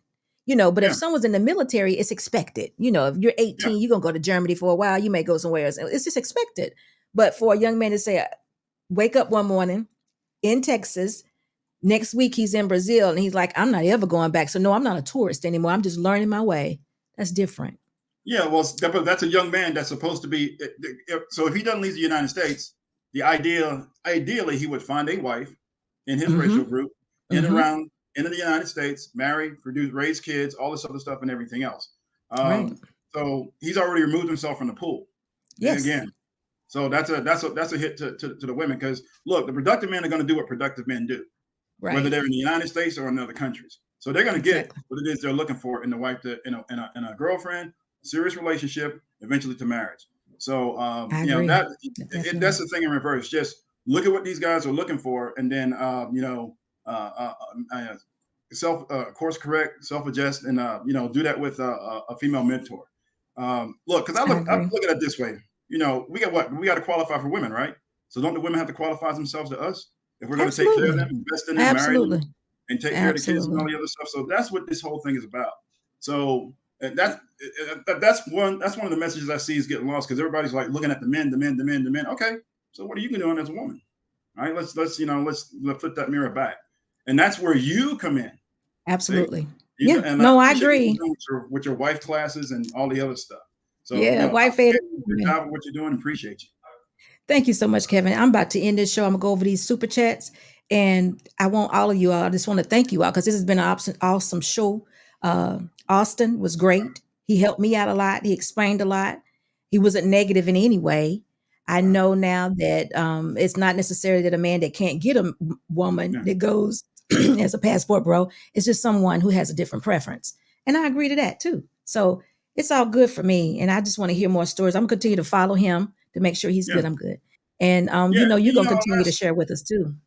I'm yeah, sorry. last thing, understand, nobody's probably saying that there are no good women in the United States. We know. I would say, just like the men, there needs to be more. Because Exactly. I know you push marriage, and when I talk to these young men, I'm talking about marriage, stable parent families, and all the other stuff. That's my biggest. If I have a complaint, I would say, look, yeah, we got men and women who are getting married, just not enough of us, especially Right. black Americans. We need to be getting married, practicing group economics, and then reinforcing and building out these communities. That's If we literally what want we're to make a supposed to. difference, we got to. Absolutely, absolutely. But All hey, right. thanks for letting me up. Good show, Thanks, good Kevin. information, Thank outstanding you. interview. You need to go national or something. Oh, you just blessed me. Yeah, you're doing just as well as some of these other folks out here. So All right. All we right. got to get Well, you thank national. you. But thank you, Mrs. Boss and Mr. SB, and Mr. SB. You know, on my way out, I got to get a dearly beloved. I appreciate you, sir. Dearly beloved. There you go. Thank you, Kevin. All right, guys. Listen, it's been an awesome show. I'm going to go through these super chats and I'm going to say goodnight because we've been here 2 hours and 35 minutes and I appreciate y'all so much. Y'all be really showing up on Saturday night. So listen, don't let nobody talk about y'all. I used to be in the club on Saturday night when I was 25, but I guess it's a little too early right now, but I was on my way. But guess what? That was there. This is now. But thank y'all so much for being here. But here we go. DJ Jarvis, thank you so much for your $9.99 super chat. He said, in Kevin Samuel's last days, he told his followers to get their passports and he died on top of a woman that flew in from Colombia. So don't use him for your examples. Thank you. Drake, how you doing today? Thank you so much for your $4.99 super chat. These chicks going out Spirit. Oh, Spirit Airlines to Houston, LAX, talking about passport bros. Listen, we ain't talking about them no more. We understand it now. They just living life and enjoying themselves. Mr. Milner, how you doing, sir? Do what you do without disparaging your own women. This should be a personal journey. I agree with that. We shouldn't disparage anybody. So we just want to get better. I want women to be better. And if the men are out here bettering themselves and broadening their horizon and being best version of themselves, exploring the country, I would want a woman to do this too. But I also know that this is not safe for a woman to do that is uncovered. So I would like something like this to happen, but I know it's not best that it does happen. Mike Jones, thank you Johnson, excuse me. Thank you so much for your $5 super chat. Amen. Prime, calling men weak for dealing with women who make their lives easier is hilarious. Excuse me, y'all. Jay Lee, thank you so much for your $5 super chat. Listen, at certain times of the day and night, I start sneezing. Eastwood Henderson, thank you so much for your $4.99 super chat. Black Eye Collar got ran out of Bangkok for supposed improper action. I should have asked him about the story. Very suspect. Game changer. How are you? Orange shirt. I want to spend Red's money. Game changer. What do you be talking about? Lord have mercy. JB, thank you so much for your $4.99 super chat. I'm a grown man. I don't have the time nor the energy to play silly games with women. This is so goofy. I know you're married too. That's good. Polar DJ 09. Thank you so much for your $5 super chat. Can we dead the easy word? The easy word. The utility of easy means the relationship, not women giving up sex. It used to be punished interracial dating men worldwide. It used to be punished interracial dating worldwide. You are exactly right. It used to be. Zaylin, thank you so much for your $5 super chat. Speak for yourself, sir. I asked both my exes to travel, leave the U.S. with me. I'm traveling regardless. Thank you, SB. See you the next live. Thank you. Real Bravado Network. Thank you so much for your $2 super chat. And here's another one. Thank you so much for your $10 to chat. We have to stop trying to shame Black men into accepting subpar treatment. Black men are stating to exit from Black women because of the level of respect that is shown. I agree with that. I don't think anyone should accept subpar treatment. But I do think that sometimes Black women are very hard on Black men. I've witnessed it myself very much often. And we need to stop. Eastwood Henderson, thank you so much for your $4.99 super chat. Y'all see the retired brother left the U.S. as well. He did. He said he left when he was 18 and never came back. Wow. Cheers. Just pulled up. Polar Bear 65. Thank you so much for your $4.99 super chat. Real Bravado Network, thank you so much for your $50 super chat. Is what do Black men have to choose from? Over 70% of Black women are bringing other men's child to a relations and expecting one of the 54% to do another man's job. Based on the numbers, only about 3 to 5% of Black women without children. Thank you so much for your $50 super chat. Eastwood Henderson, thank you so much for your $4.99 super chat. The brother that was deleted was in Colombia. He was drugged, but you're talking about, I got you. He was drugged, but he had been living there for a while. Thank you so much for your super chat. Bernard Hyland, thank you so much for your $4.99 super chat. I was married for 26 years and we have 2 kids. I beg her to change her ways. And she ridiculed me and talked about me with her best friend. Passport bro, hashtag. That's terrible. That is terrible. Andre, Passport Bros never asked any of you to defend us. We care less what people in the States think. Why are you all talking about us without us? It's always people in the States talking foul. Fall back. I'm sorry, y'all. I can't see at this point. I cannot see. Bernard Thailand, thank you so much for your $4.99 super chat. I make over 6 figures and took care of my responsibilities, but I was not good enough for her. Now I decided to find a wife in a different country. Very much. Thank you for your $4.99 super chat. That's all. So guys, listen, it has been a pleasure having you out here today. Again, I will be back on Monday. Me and Black Men Unfiltered will be here at 7:30 p.m. Eastern time. Y'all definitely come back and visit because we're going to have an outstanding show. I don't know what the topic is right now, but it's going to be something exciting. I got to tell you that.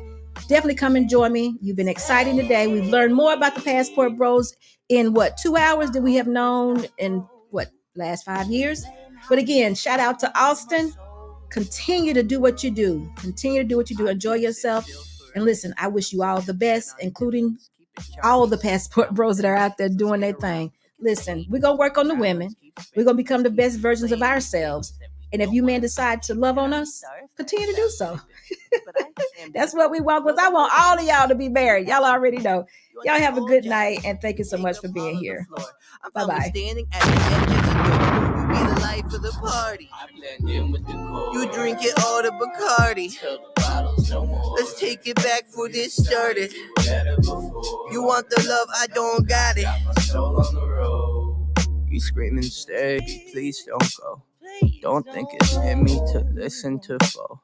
It's so different with distance we roam into zones where nothing get heard anymore. I just wish I was home when I stepped through front door, but instead I'm alone and completely unsure. And even though you're screaming out with the best of intentions, I don't get it. Why do you always gotta ask me to stay? Why you always gotta go? Playing house, this ain't a home with your soul on the road. Say, why you always gotta go? Playing house, this ain't a home with your soul on the road. See, I've been lost in my thoughts, and my thoughts they too scared to usher off. Sorry, Mom, I just thought you were my world. Now you're not. And I'm just sitting, smoking, sloping in a daze, cause my days ain't been the same since I drove your way. I remember the way you wrote letters in blue ink. you and me was in love. Think about what your crew think. I know your moms probably think I'm a bastard. Your pops probably want to beat my to death and take a in my casket. But I got sick of fighting, bickering, fussing over nothing, cussing. Instead of watching the death of discussions that we once had, days that we once spent in the backseat of our cars, reading poets at sunset. It's funny how love can fall out the foreground, get pushed into the back of your mind. We used to twist a spliff and laugh and relax. Now you crying, and I'm trying to find the reason. So I ask, does forever ever happen, or is it always fade to black? I can't stay. No, I always gotta go. Playing house, this ain't a home with my soul on the road. I can't stay. No, I always gotta go. Playing house, this ain't a home with my soul on the road.